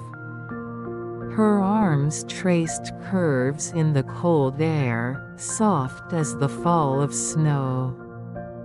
Her feet pressed into the white carpet, leaving prints that melted almost as soon as they appeared. Every motion was slow, deliberate, and yet effortless, like a prayer expressed through the body, not the voice. The wind answered her movement, brushing through the bamboo, carrying the faint scent of pine and frost. The snowflakes swirled around her, tiny dancers joining her in quiet reverence. Each movement awakened a memory, the laughter of her childhood, the careful hands of her grandmother adjusting her obi, the hushed applause of the distant city. Every memory was a note, every breath a chord, and together they formed a silent symphony in the grove. She spun slowly. The bamboo bent gently with her, as if bowing. Her arms lifted toward the moon, her shadow stretching long across the snow.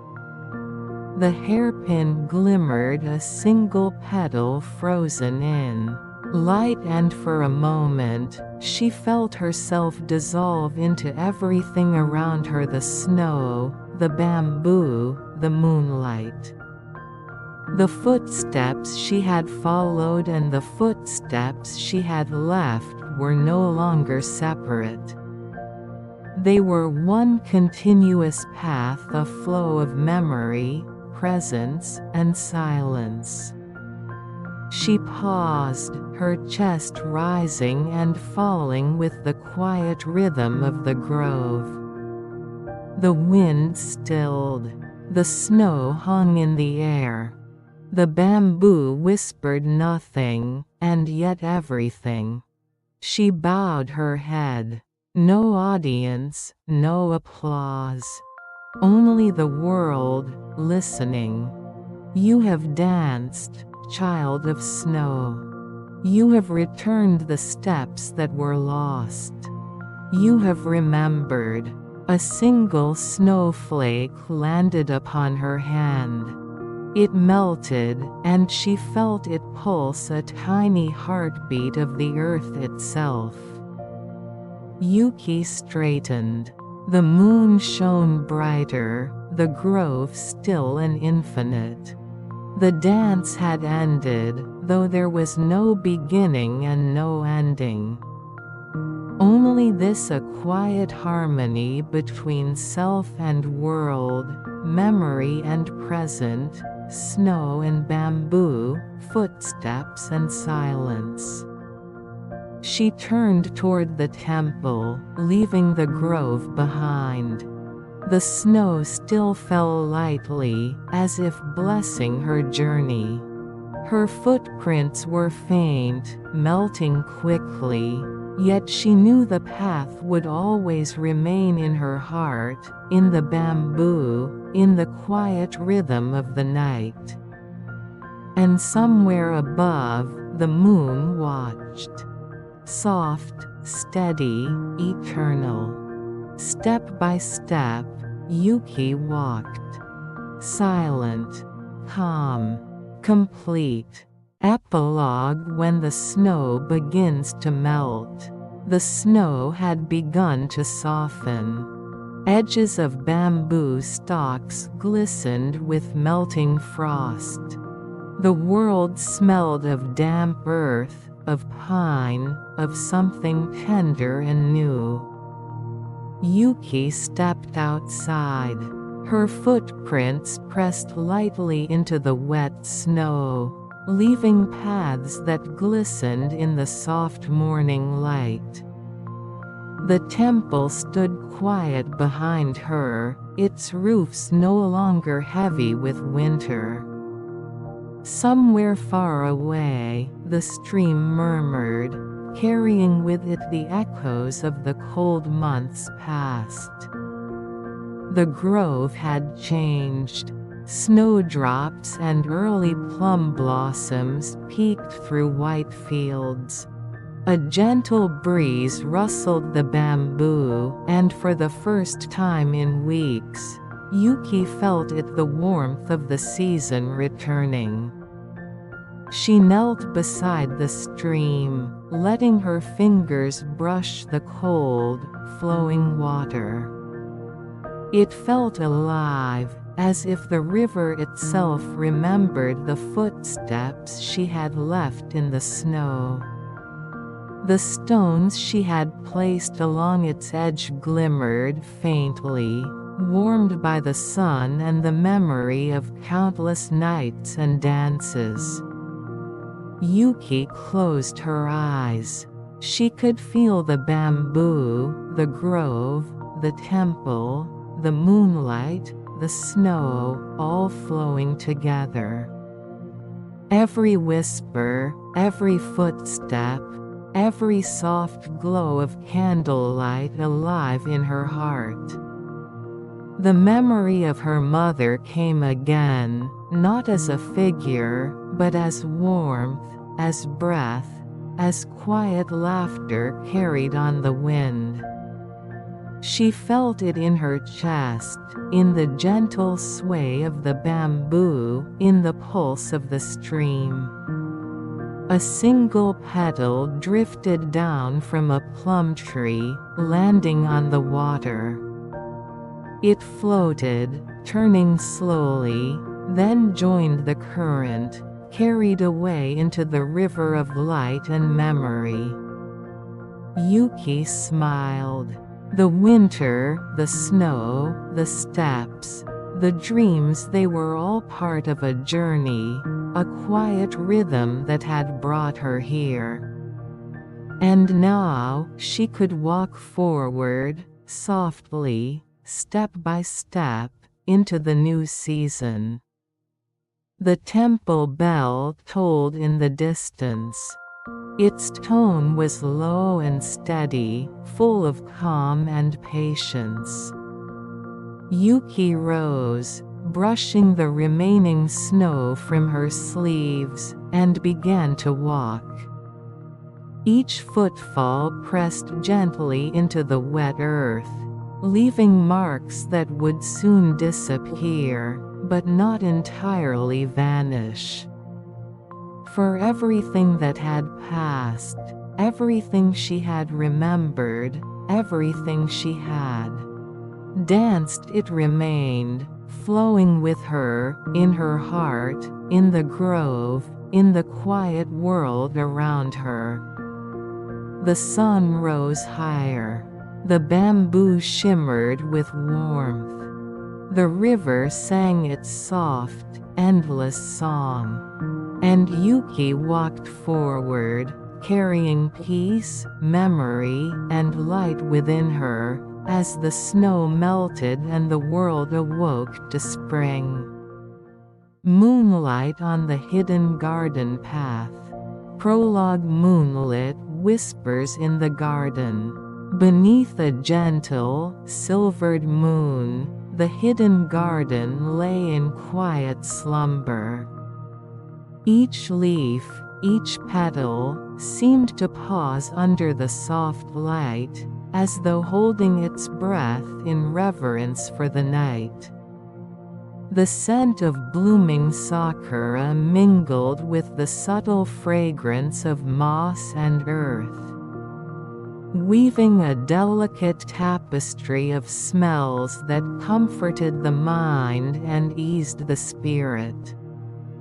Somewhere in the distance, a small stream gurgled over smooth stones, its gentle rhythm harmonizing with the occasional rustle of bamboo leaves. The garden was alive with quiet music, a lullaby composed by nature itself, inviting even the most restless hearts to settle into stillness. A single lantern flickered beside a curved stone path, casting playful shadows on the moss-covered stones. The light swayed gently with the evening breeze, as if dancing to a song only it could hear. In the calm, the world seemed to slow, measured not by the passing of hours but by the soft unfolding of petals and the whisper of wind through trees. Far above, the moon hung like a guardian, its silver gaze spilling across the garden. Every branch it touched seemed to shimmer, every pond reflected fragments of stars as if the heavens had descended to meet the earth. A crane stirred in the distant reeds, its wings brushing the water with near-silent grace, leaving a ripple that disappeared before it could disturb the pond's serenity. In this sanctuary, a young Maiko moved with quiet grace, her kimono brushing softly against the wooden walkways. She paused for a moment, letting her fingers trace the surface of a stone lantern, feeling the smooth coolness beneath her touch. Her presence was subtle yet vivid, as if she had stepped out of a dream and into the moonlight. Each breath she took seemed to mingle with the garden's own rhythm, her heartbeat becoming part of its gentle music. The bamboo swayed above her, whispering secrets only the night could understand. Fireflies hovered in the air, their tiny lights blinking like distant stars, carrying the soft promise of dreams. Petals drifted on the breeze, brushing against her cheek and falling silently to the ground, like letters from the moon written just for her. She walked slowly along the curved stone path, each step a meditation. The path led her past small ponds, under the arch of ancient trees, and across bridges that arched over narrow streams. With each step, the noises of the world beyond the distant city, the hurried footsteps, the chatter of streets faded until only the garden remained. Here, the night held no urgency, no expectation. Time itself seemed to breathe gently, a companion in the quiet. And as she reached the heart of the hidden garden, she stopped. The world felt suspended, a moment captured between moonlight and shadow, between the whispers of the trees and the lullaby of flowing water. This was a place where dreams could awaken without fear, where the heart could rest freely, and where the soft silver light of the moon could guide even the most wandering soul into peace. Tonight, like every night, the garden waited its secrets, its beauty, and its gentle, eternal calm ready to cradle her and anyone who wandered into its embrace. Chapter 1: The Miko's Evening. As the sun's last light surrendered to twilight, the Miko adjusted her obi and stepped onto the narrow street lined with lanterns that glowed like tiny stars. The air was tinged with the aroma of tea and incense, delicate and inviting. Her footsteps were soft, measured, a rhythm in harmony with the world around her. Passing under the wooden gates of the old tea houses, she felt the familiar warmth of tradition envelop her. Each corner seemed to whisper secrets of the past, stories hidden within the folds of kimono silk and the gentle sway of paper doors. The city beyond these walls faded, replaced by the gentle pulse of the old streets. As if she had stepped into a painting where every brushstroke was made of calm. She paused at the entrance of a quiet garden, taking a moment to breathe deeply. The scent of night-blooming jasmine mingled with the faint sweetness of fallen petals, carried on a breeze that seemed to pause just for her. A distant stream gurgled over smooth stones, its gentle rhythm harmonizing with the slow flutter of cicadas hidden among the trees. Each sound invited her to slow her thoughts, to let the world soften around her. Kneeling by a stone lantern, she lifted her gaze to the moon. Its pale light spilled across the pond, illuminating the koi gliding lazily beneath the surface. Each ripple shimmered with silver, catching fragments of starlight that seemed to dance just for her eyes. She watched them, captivated by the simplicity of their motion, feeling the tension of the day melt away with every gentle lap of water. A soft wind rustled through the bamboo, carrying with it a chorus of whispered leaves. She let her fingers brush over the smooth stones of the path, feeling the coolness seep into her skin, grounding her in the present. The lantern's light flickered, casting shadows that moved slowly, like memories shifting through a dream. As she walked further along the garden path, her senses became attuned to the subtle details, the faint chirping of crickets hidden in the underbrush, the gentle sway of cherry blossom branches, the warmth of the wooden railings under her fingertips. Each step was a meditation, each sound a note in the quiet symphony of the night. The garden opened into a small clearing where a bench overlooked the pond. She sat, folding her hands gently in her lap, and felt the rhythm of her breathing sync with the natural cadence around her. The moon, high and luminous, seemed to watch over her, wrapping the world in silver tranquility.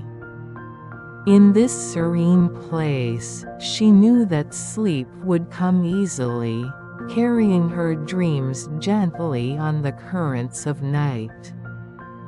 Chapter 2: The Whispering Bamboo Grove. The path led her deeper into the garden, where the bamboo grove swayed gently in the night breeze. Each stalk seemed to murmur its own soft song, a chorus that resonated with the slow rhythm of her heartbeat. Moonlight filtered through the dense leaves, casting delicate lattice-like shadows that danced upon the moss-covered ground. She felt as though she were walking through a dream stitched together from silver threads. Her footsteps were muffled by the carpet of fallen leaves, each one trembling lightly as if sharing a secret with the night. Occasionally, a firefly glimmered in the darkness, hovering briefly before vanishing, leaving trails of light that seemed like fleeting verses in an eternal lullaby. By the narrow wooden bridge arching over a quiet stream, she paused. The water reflected the moon's gaze perfectly, as if holding a secret conversation with the heavens. Koi glided beneath, their movements languid and graceful, leaving faint ripples that glimmered like liquid starlight. She lingered here, listening to the gentle trickle of water over stone, the soft hum of the garden's nocturnal life. Letting it seep into her thoughts like a gentle balm. A soft fragrance drifted from a cluster of plum blossoms nearby. She inhaled slowly, feeling the sweetness and freshness fill her mind, urging a quiet contentment. Somewhere, a nightingale called softly. Its voice carried over the rustle of bamboo and the occasional whisper of the wind. Each note seemed to linger, dissolving slowly into the night, coaxing the world into a deeper calm. Continuing along the winding path, her kimono brushing softly against smooth stones. She noticed the interplay of shadow and light, how the moon illuminated silvered leaves, how the lanterns cast gentle pools of warmth, how every subtle motion in the garden seemed alive yet serene. The world beyond the garden faded entirely here. There was only the soft rhythm of nature and the silver glow of the moon. At last, she arrived at a secluded tea house tucked among the trees. Sliding the wooden door open, she felt the warmth of the interior. The faint scent of tea and tatami, welcoming her as though the space itself breathed in unison with her. She settled near the window, watching the garden one last time, feeling the night fold around her like a soft blanket. Here, in the embrace of the moon and the garden, all worries dissolved. Sleep, like a gentle river, could carry her into dreams as calm and endless as the night itself. Chapter 3: The Silent Tea Pavilion. After leaving the bamboo grove, the Maiko followed a winding path lined with soft moss and fallen petals. The moon hung high above, spilling a gentle silver light that guided her steps. Every stone underfoot was familiar, yet new details appeared with each night. The subtle curve of a branch, the way the wind bent the reeds over the pond, or the quiet ripple that passed unnoticed across the water. She reached a small tea pavilion, tucked among plum trees whose blossoms glowed pale in the moonlight. The structure was simple, with sliding shoji doors and a low wooden veranda that extended over the edge of a calm pond. The air was filled with the delicate scent of tea leaves drying in the evening breeze, mingling with the aroma of the earth and blossoms around her. Sliding the door open, she stepped inside, the paper walls filtering the moonlight into soft, muted patterns. The quiet creak of the wooden floor beneath her feet was the only sound, yet it seemed to harmonize with the distant rustle of leaves and the faint hum of cicadas hidden in the darkness. She settled on the tatami, folding her hands gently in her lap, and let the tranquility of the pavilion wrap around her. Outside, the pond reflected the moon perfectly, each ripple catching fragments of starlight. Koi moved lazily beneath the surface, their fins tracing patterns that seemed to echo the rhythm of her breath. Occasionally, a small breeze ruffled the water, sending tiny waves across the surface, and the Maiko felt the calm of the night settle deeper within her chest. From the corner of her eye, she noticed the petals drifting down from the plum trees, spiraling slowly before touching the water with a soft plop. Each one seemed to move in time with the world, a reminder that life, like the night, flowed gently and without hurry. She smiled faintly, the serenity of the garden filling her thoughts, letting the quiet become a balm to the mind. The wind whispered through the pavilion's open windows, carrying the faint sound of a distant stream and the rustle of bamboo leaves. Fireflies hovered near the edge of the veranda, blinking softly, their lights reflecting on the water like tiny stars fallen to earth. She reached out her hand, letting a gentle glow pass over her fingertips before it floated away into the night. As she sat there, listening to the night's soft symphony, she felt a sense of timelessness. Here, in this secluded corner of the hidden garden, the world beyond the bustling streets, the noisy city could not intrude. Only the garden, the moonlight, and the quiet rhythm of life existed. Eventually, the Maiko rose, bowing slightly to the pavilion as if to thank it for its quiet company.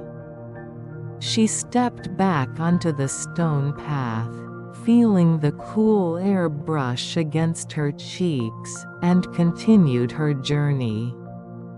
The night stretched before her like a silver ribbon, winding through gardens and over streams, carrying her gently toward dreams yet to unfold. The hidden garden seemed endless, a place where every corner held a secret, every shadow a whisper, and every ripple a lullaby. And as the Maiko walked beneath the moon, her kimono brushing softly against the stones, she felt the calm of the night settle fully into her soul. A promise that wherever her steps led, serenity would follow. Chapter 4 Moonlit Path by the Quiet Pond. The Maiko continued along the winding path, each step careful and deliberate, as if honoring the silent beauty around her. The garden stretched into deeper shadows, where the moonlight glinted softly on leaves and petals.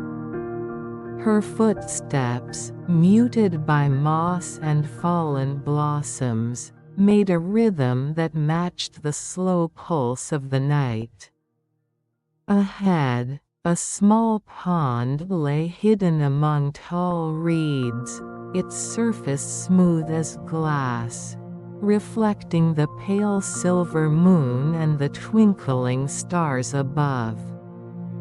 The gentle hum of nocturnal life crickets, distant frogs, the occasional splash of a fish created a delicate symphony that made her heart feel lighter. She knelt at the pond's edge, letting her fingers skim the water. The coolness sent tiny ripples across the mirrored surface, scattering moonlight into trembling diamonds. A soft breeze carried the scent of cherry blossoms, drifting through the reeds and across the water. She closed her eyes for a moment, inhaling the sweet fragrance deeply, letting it calm her thoughts and ease every tension from her shoulders. In the stillness, she could hear the quiet heartbeat of the garden, the subtle rustle of leaves, the distant trickle of a stream, the gentle brushing of her kimono against the stones. A pair of lanterns hung on wooden posts near the path, their glow warm and steady, illuminating the small stepping stones that led across the pond's edge.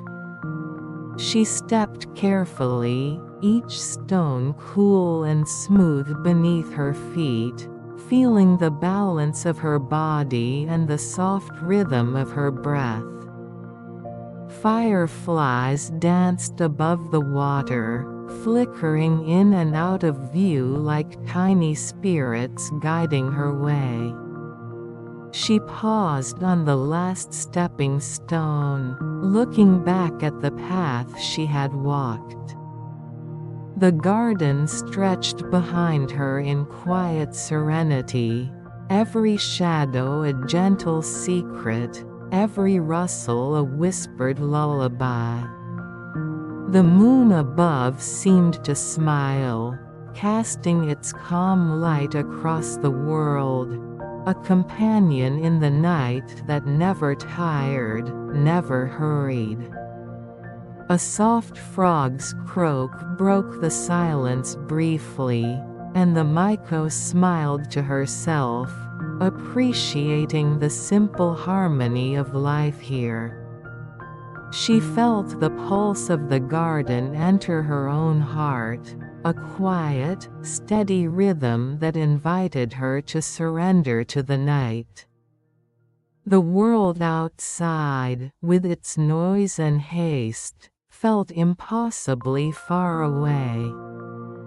Finally, she rose and followed the narrow path around the pond. The water shimmered beside her, the moon reflected in its depths like a silent friend accompanying her steps.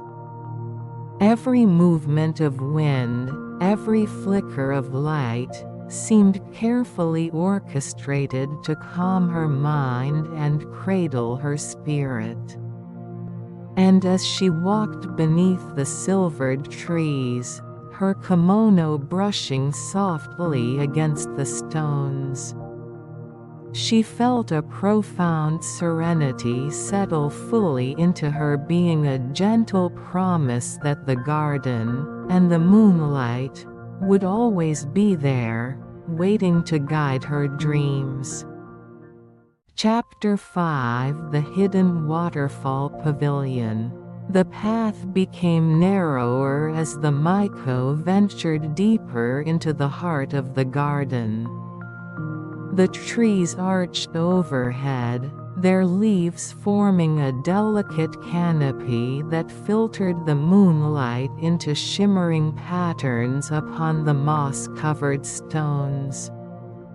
Each step she took was careful, measured, as if honoring the secrets the garden held in its quiet corners. A gentle sound reached her ears, a soft, continuous trickle that grew steadily louder. She followed it, winding past clusters of plum and cherry trees, until she found herself before a small waterfall. Tucked away behind a natural arch of rocks and vines, the water fell gracefully into a shallow pond, creating ripples that danced in the pale light of the moon. The gentle roar of the waterfall harmonized with the whisper of the wind and the occasional call of a distant night bird. Beside the pond stood a tiny pavilion, its wooden structure almost hidden by hanging vines and overhanging branches. Sliding open the door, she entered quietly. The interior was dimly lit by a single lantern, casting warm, soft light across the tatami mats. From here, the waterfall could be seen through an open window, framed perfectly like a painting of silver and shadow. She knelt by the window, letting her fingers brush the edge of the wooden sill. The sound of water filled the pavilion, soothing and constant, carrying with it a sense of endless time. The koi in the pond below moved slowly, their scales glinting in the lantern light as they circled gracefully, leaving ripples that shimmered in the moonlight. A soft breeze carried the mingled scents of moss, water, and distant blossoms into the pavilion. The Miko closed her eyes for a moment, allowing the fragrance to settle into her mind, mingling with the gentle melody of the waterfall.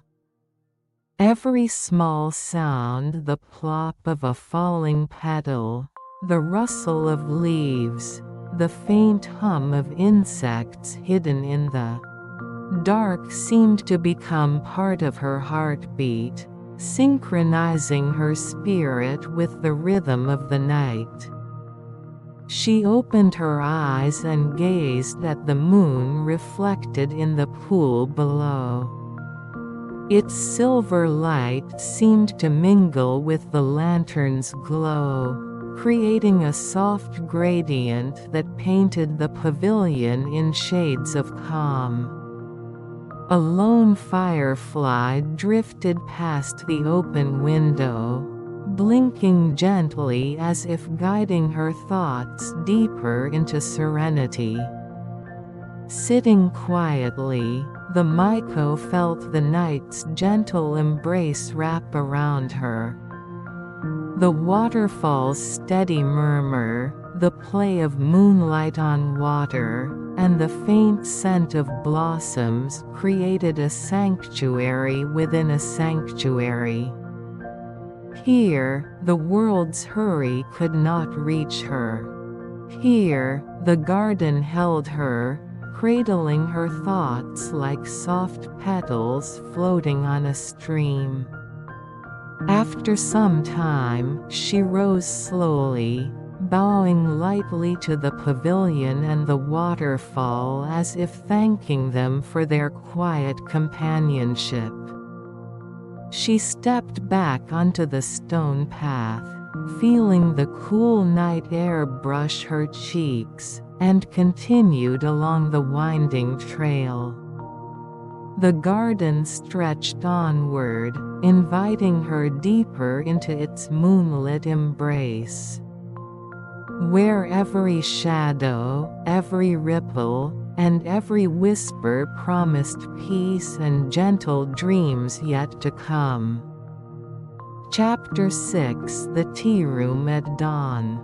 The garden's path grew even quieter as the Miko continued her slow journey.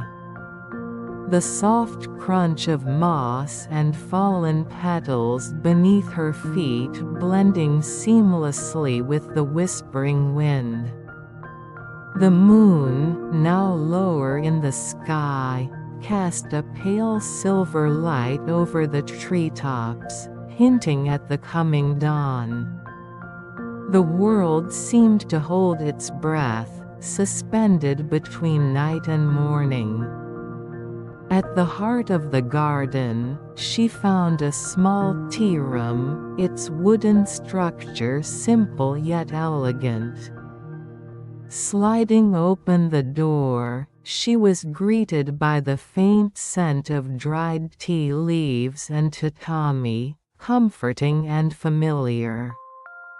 The lanterns inside were dim, yet their warm glow mingled with the early silver light creeping in from the windows, creating a space that felt suspended in time.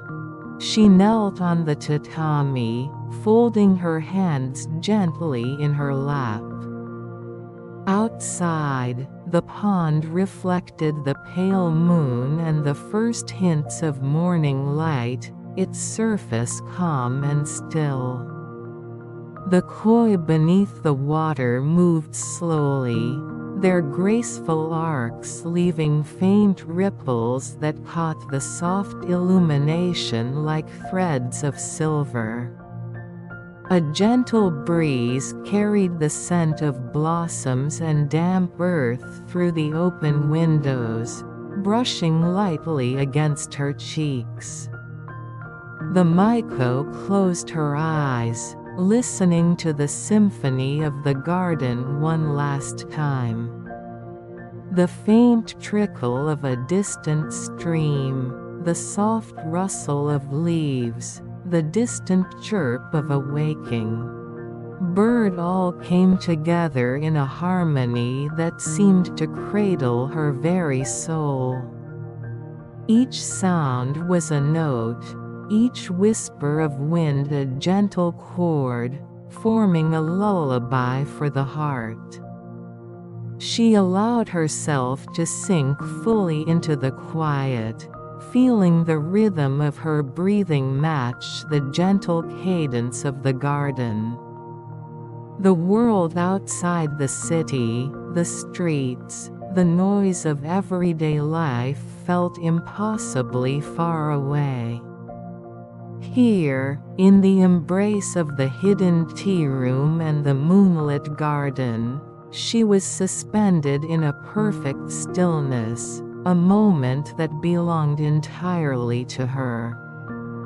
The first rays of dawn touched the treetops, casting a soft glow that gradually warmed the pond's surface. Moonlight and sunlight met briefly in a delicate dance, silver and gold intertwined in the water's reflection. She watched for a long moment, letting the quiet magic of this intersection settle into her heart. A gentle promise that peace could always be found if one walked slowly enough to see it. Eventually, she rose, bowing slightly to the tea room and the garden beyond. Each step she took along the stone path felt lighter, as though the serenity of the night had seeped into her very being. The garden, still cloaked in the soft mist of dawn, seemed to whisper farewell in its quiet, understated way, promising that its calm would always await her return. And as she left the tea room behind, following the winding path toward the garden's exit, she carried the memory of this night with her, a memory of moonlight on water, of rustling leaves, of a hidden world where time slowed, and every whisper of nature was a lullaby for the heart. The pine's shadow at dusk. Prologue. Twilight among the pines. The sun had begun its slow descent. The sky above the hills of Kyoto and Nara was a soft gradient, pale gold fading into dusky violet. Hikari walked beneath the tall pines, their needles whispering against one another in the evening wind. Each step on the narrow dirt path was muted, softened by the last warmth of the day. The shadows of the pines stretched long and thin across the ground. They seemed to move with the wind, as if alive, breathing, waiting. Hikari paused. The air was cool, tinged with the scent of cedar and moss, the faint sweetness of damp earth. She closed her eyes and inhaled, feeling the forest settle around her like a gentle embrace. Far below, a river murmured, winding through the valley. Its water shimmered with the reflection of the twilight sky. A single leaf floated upon it, turning slowly in the current, like a thought released. She thought of the city she had left behind. The bright lanterns, the bustling streets, the applause of theater halls, familiar, yet distant. Here, beneath the pines, there was only quiet. Only shadow. Only the soft rhythm of the world breathing. A breeze stirred the branches.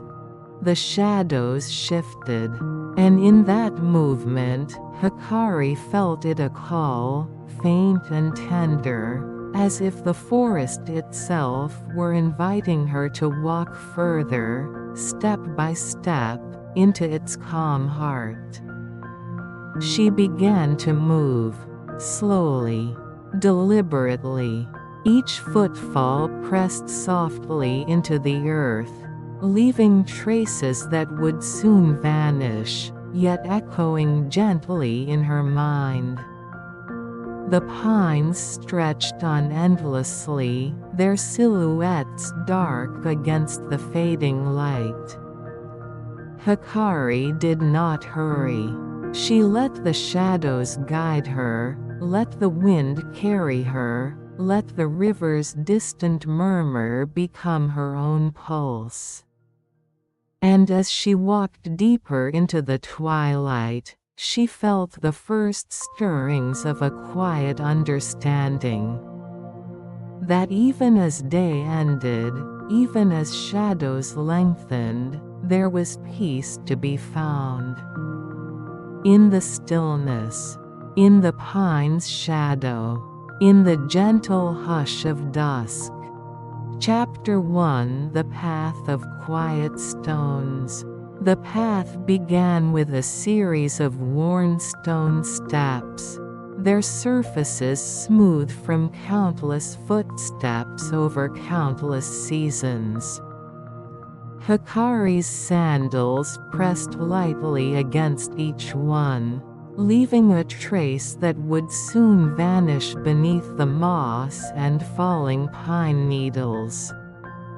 The temple lay somewhere above, hidden from view.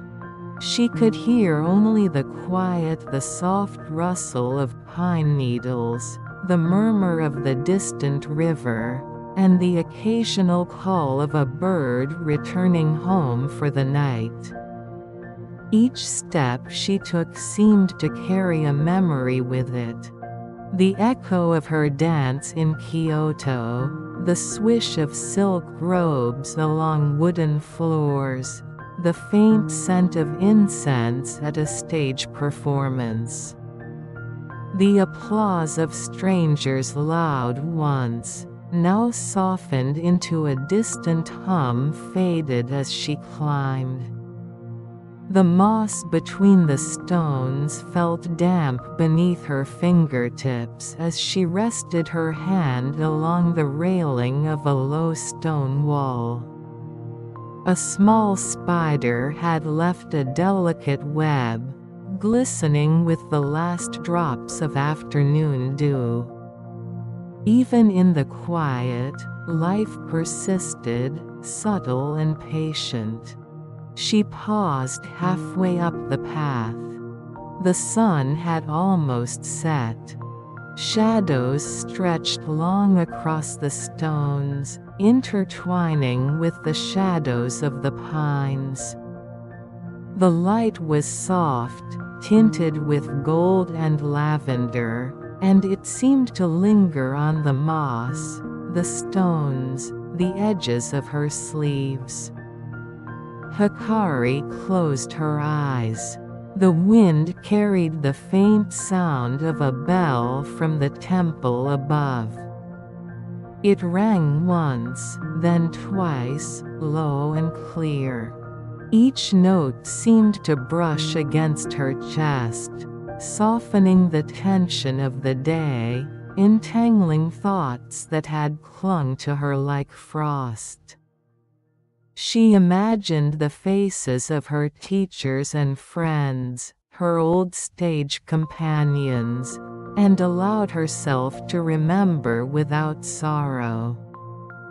The stone steps beneath her were steady, the moss forgiving. Each step was an invitation to let go.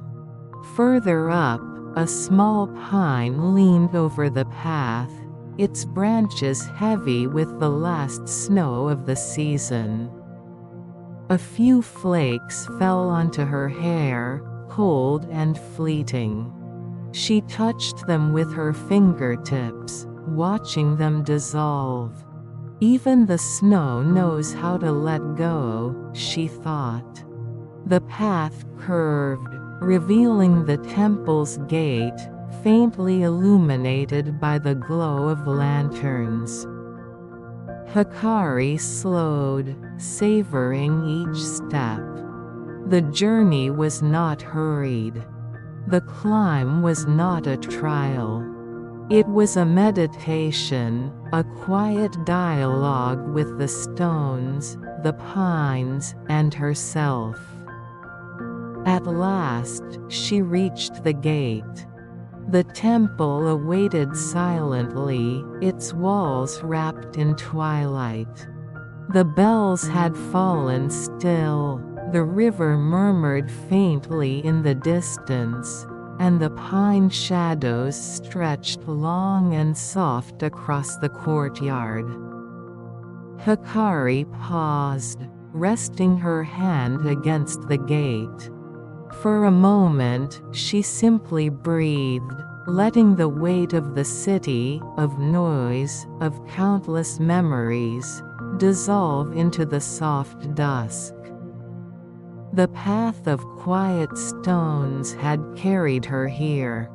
And here, in the temple's gentle shadow, she felt the first true stirrings of peace. Chapter 2 Candlelight in the Temple Hall. The temple hall was quiet. The last light of dusk had faded, leaving only the soft glow of a single candle flickering near the altar. Its flame danced gently, casting long, wavering shadows along the wooden beams and the worn tatami. Hikari stepped inside, bowing slightly at the threshold. The air smelled of pine smoke and faint incense. The hall seemed suspended between time and memory, a place untouched by the noise of the outside world. An old monk sat cross-legged near the candle, his robes simple, gray, and unadorned. His eyes, though lined with age, held warmth and patience. "Welcome," he said softly. "The evening brings those who listen." Hikari nodded. I have walked the path of stones," she said, "and the pines, and now I am here." The monk smiled faintly. "All paths are the same," he said. "They all lead to stillness, if one chooses to notice. But stillness is not emptiness. It is the echo of all that has been, gathered quietly." She knelt beside him, the candlelight warming her face. "The world is so loud," she whispered. "The city, the stage, the applause, it never stops." The monk gestured to the flame. "Watch it, child. Do not try to see it as it is, only as it shows you what already exists within. Each flicker is a memory, each shadow a thought." Hikari gazed at the flame. She saw dancing shadows along the walls, the memory of a theater, the hush of a winter street, the gentle sway of pine branches. Every shadow felt alive, moving with a rhythm that was both foreign and familiar. "The flame," the monk continued, "remembers. And so does your heart. Every joy, every sorrow, every quiet breath, it leaves its mark, even when it seems forgotten. Even when it seems lost." Hikari closed her eyes. She imagined the warmth of past dances, the laughter of friends, the hush of Kyoto streets blanketed in snow. All of it flowed through her chest like the soft current of a river, calm and steady. "Do not fear the quiet," the monk said. "It is not absence, but presence. Presence of the world, and presence of yourself. The candle's light is small, yet it can illuminate what the sun cannot reach." She opened her eyes. The flame flickered once, steadying, bright and gentle. For the first time in weeks, she felt a sense of calm settle into her bones. "Thank you," she whispered. The monk nodded.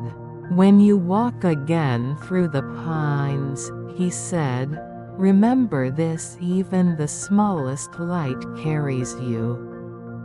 Even the softest memory can guide you. Walk gently.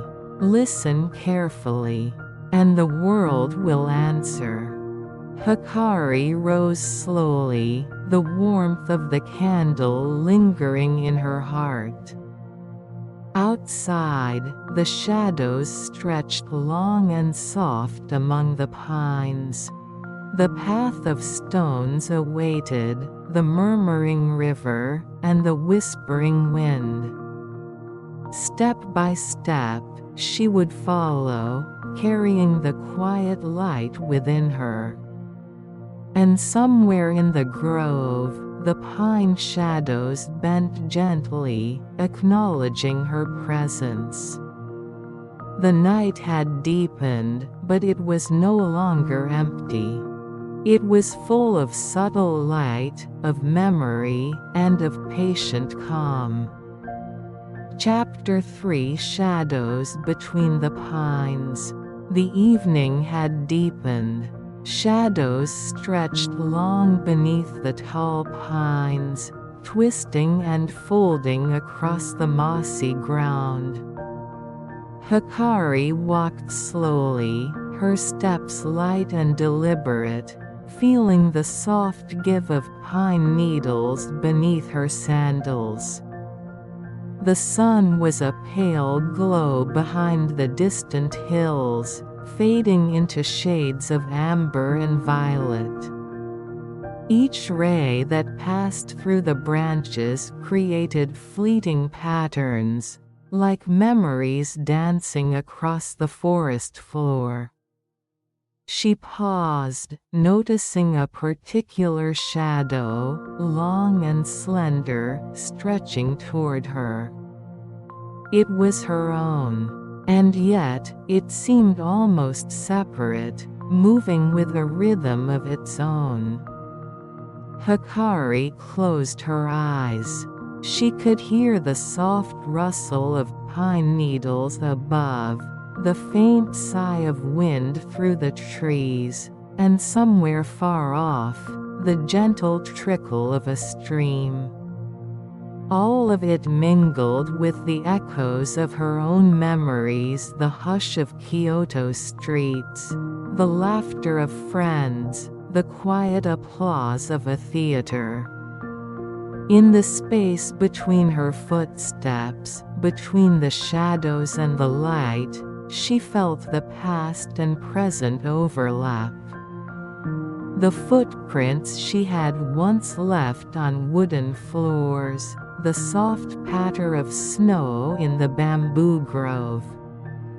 The silent movements of a dance all seemed to gather around her, forming a rhythm that was hers and yet larger than herself. A pine cone dropped from a branch, landing softly on the moss. The sound was faint, yet it startled her slightly, reminding her that the forest was alive, awake, and listening. She continued to walk. Each shadow that fell across her path seemed to bend, not away from her, but toward her, inviting her into the quiet heart of the evening. Every step she took felt like a conversation, a dialogue with the pines, with the light, with the memories that lingered like soft ghosts. Hikari stopped near a small clearing. The last rays of the sun filtered through, painting the snow-dusted moss in shades of gold and green. She knelt, running her fingers along the frozen surface, feeling the faint pulse of the earth beneath. Even in shadow, there is light, she thought. Even in silence, there is song. The forest seemed to breathe with her, a slow and steady rhythm, and she realized the shadows were not her enemy. They were guides, gentle and patient, showing her where she had been, where she could go, and what she carried within. A flock of birds took flight, their wings stirring the evening air. Their shadows skimmed the forest floor, overlapping with hers, merging, separating, moving in a quiet dance. Hikari rose. She did not hurry. She let the shadows move alongside her, letting their rhythm seep into her own steps. She felt the twilight settle into her chest, the pine scent mixing with the cool air, the lingering warmth of candlelight from the temple guiding her heart. Step by step, she walked between the pines. Between light and shadow. Between memory and presence. Each moment stretched long, soft, and endless, carrying her deeper into the quiet of the evening. The forest held its breath. And Hikari walked on, calm, patient, alive in the space where shadows meet the last light of day. Chapter 4: The River's Mirror. The path of pines led gently down to a clearing where the river curved, its surface silver and still beneath the deepening twilight. The air smelled faintly of cedar and mist. The world was hushed, as though it too were pausing to listen. Hikari stepped closer. The stones near the water were cool beneath her sandals. She knelt, folding her sleeves carefully, and looked into the surface of the river. It reflected the faintest glow of the sky, violet, blue, and pale gold, but it also reflected her face, softened by the rippling water. For a long moment, she simply watched, her breath slow and steady. The reflection shimmered and wavered. It was her, and yet not her. The image seemed to move with a will of its own, smiling faintly, as if remembering something that she had forgotten. "Who are you?" she whispered. Her voice felt strange in the stillness. The reflection did not answer, but the river itself seemed to sigh, its current carrying small threads of light like drifting fireflies. A memory stirred. The old monk's voice, soft as falling leaves. "Even the smallest light carries you." Hikari reached out, letting her fingertips touch the water. The reflection broke into ripples, scattering into rings that spread outward, each one catching the fading light. Each one carrying her touch into the quiet dark.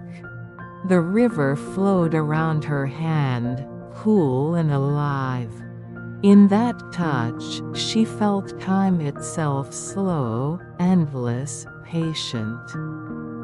The water carried with it fragments of pine needles, a fallen petal, and a single grain of sand. Everything moved together, nothing was separate.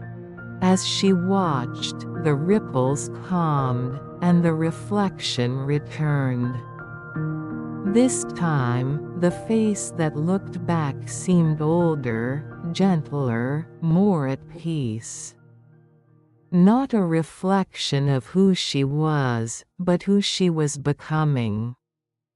A soft wind drifted along the riverbank, stirring her hair. Somewhere in the distance, a temple bell rang one clear note that floated through the evening air, echoing faintly against the hills before dissolving into silence. Hikari closed her eyes. She breathed in deeply, letting the sound, the scent, and the cool air fill her chest. When she opened her eyes again, the world seemed to glow with a quiet warmth. The river was no longer only a mirror. It was a path flowing, guiding, eternal. And she was part of it, no longer standing apart but moving within its rhythm, just as she had once moved with the rhythm of her dances. The world is breathing with me, she thought. And I am not alone. The moon rose above the treetops, its reflection trembling softly on the surface of the river like a lantern drifting downstream. Hikari watched it drift, her gaze soft, her heart still. Then she whispered, almost as a prayer, "Let this peace stay with me. Let it flow, even when I wake." And the river, gentle and endless, seemed to answer not with words, but with a sound, a melody, a murmur that filled the space between thoughts.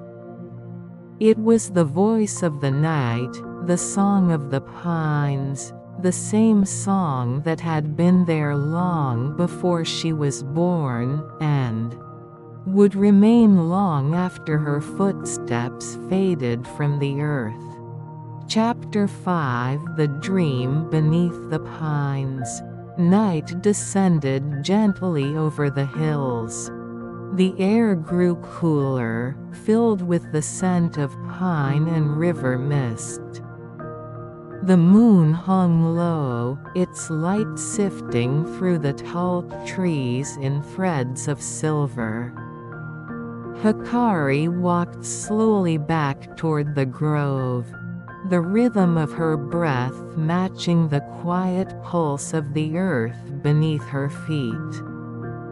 The stones glimmered faintly with dew, and every sound the whisper of leaves, the distant call of an owl felt like part of a single long sigh.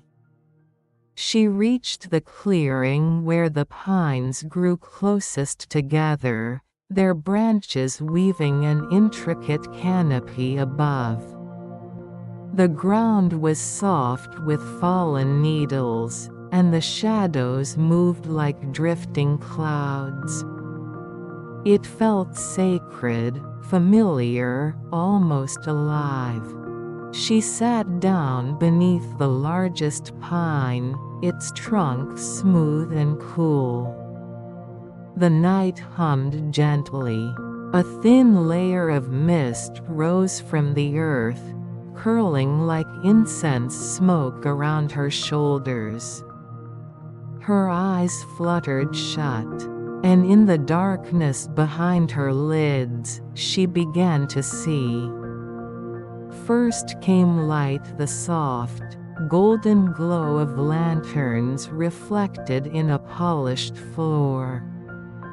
Then, the faint sound of shamisen strings, plucked slowly, lovingly. She was dancing again, in her Kyoto finery, her sleeves trailing like clouds. Each step was measured, deliberate, a language of breath and silence. But something was different. The audience was gone. There was only the sound of the wind, and the tall silhouettes of pines stretching endlessly around her. The floor beneath her became earth. Lanterns dissolved into stars, and when she turned, she saw a woman standing by the edge of the grove, her figure graceful, her kimono pale as moonlight. Her mother. She did not speak, only smiled. The same smile that had watched Hikari's first clumsy steps as a dancer, the same smile that had faded too soon into memory. Mother, the word was a breath, not a sound.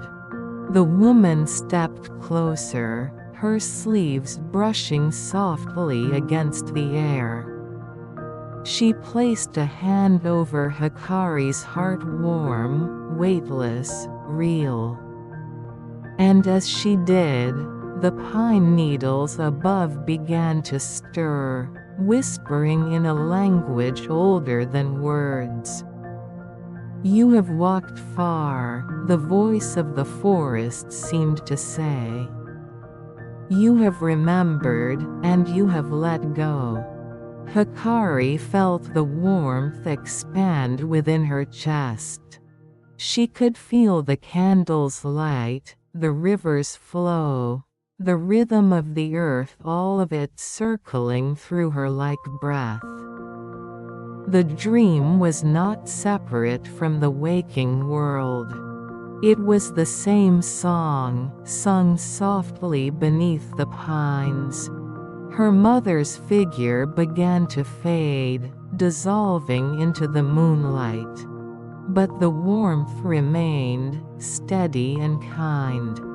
Hikari whispered, "I will remember your voice, not as sound, but as silence." The woman nodded, her form now a shimmer, a soft ripple in the night air.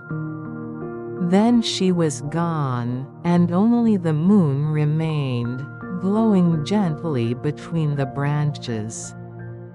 Hikari opened her eyes. The grove was quiet again. The mist had thinned, and the stars glimmered faintly above.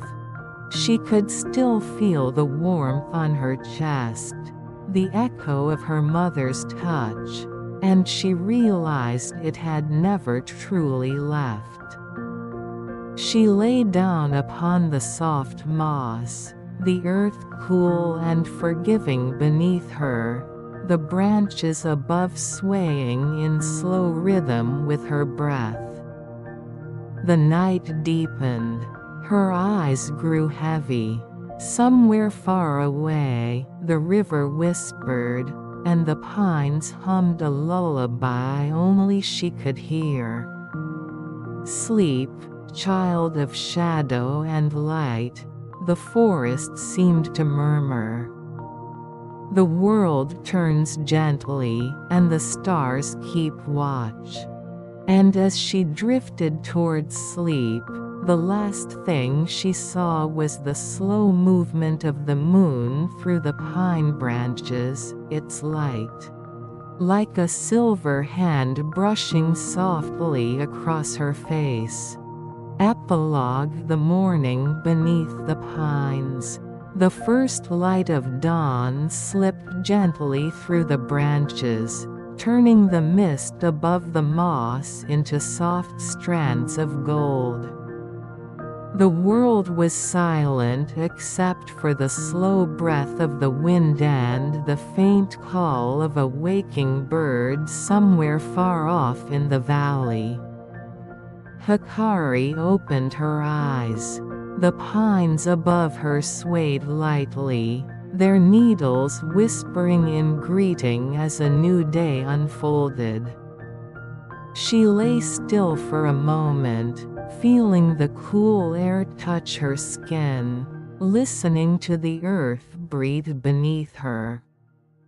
The dream still lingered: her mother's smile, the candlelight, the sound of the river, but it no longer felt distant. It lived quietly within her, like a small flame sheltered from the wind. She sat up slowly, brushing pine needles from her sleeve. The world was washed clean, fresh from night's silence. Even the stones glistened as though remembering the moonlight. When she stood, her body felt light, as if she had left something behind, not lost, but released. The temple bell rang once in the distance, a low, deep note that drifted through the morning mist. Its sound mingled with the scent of pine and the faint trace of incense carried by the wind. It was a sound that seemed to say begin again, gently. Hikari smiled. Her heart felt still, yet full. The same stillness she had once sought in faraway places was here in the sound of birds, in the rustle of branches, in her own quiet breath. She began to walk, retracing the path of stones she had climbed the evening before.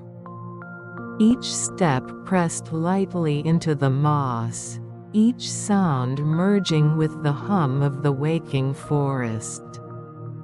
Where the sunlight touched, the frost melted into tiny drops, falling like beads of glass into the earth.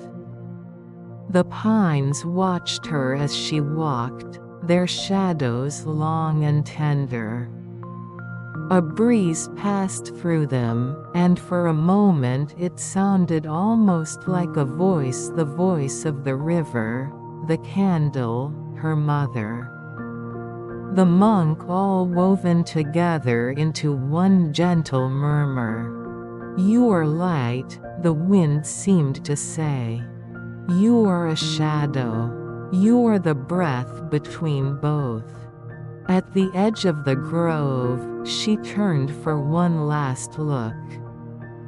The forest stood quiet, shimmering softly in the morning glow. No footprints marked the path she had come from. The night had erased them all. And yet, she knew her steps remained.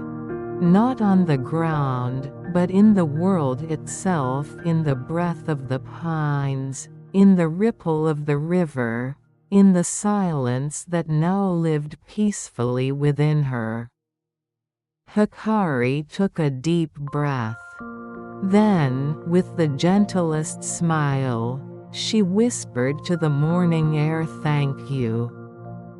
Her voice was carried away by the wind, up through the trees, over the river, into the wide, clear sky.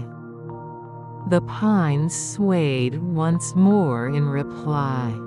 As she walked down the mountain path, the sunlight deepened, the world awakening around her.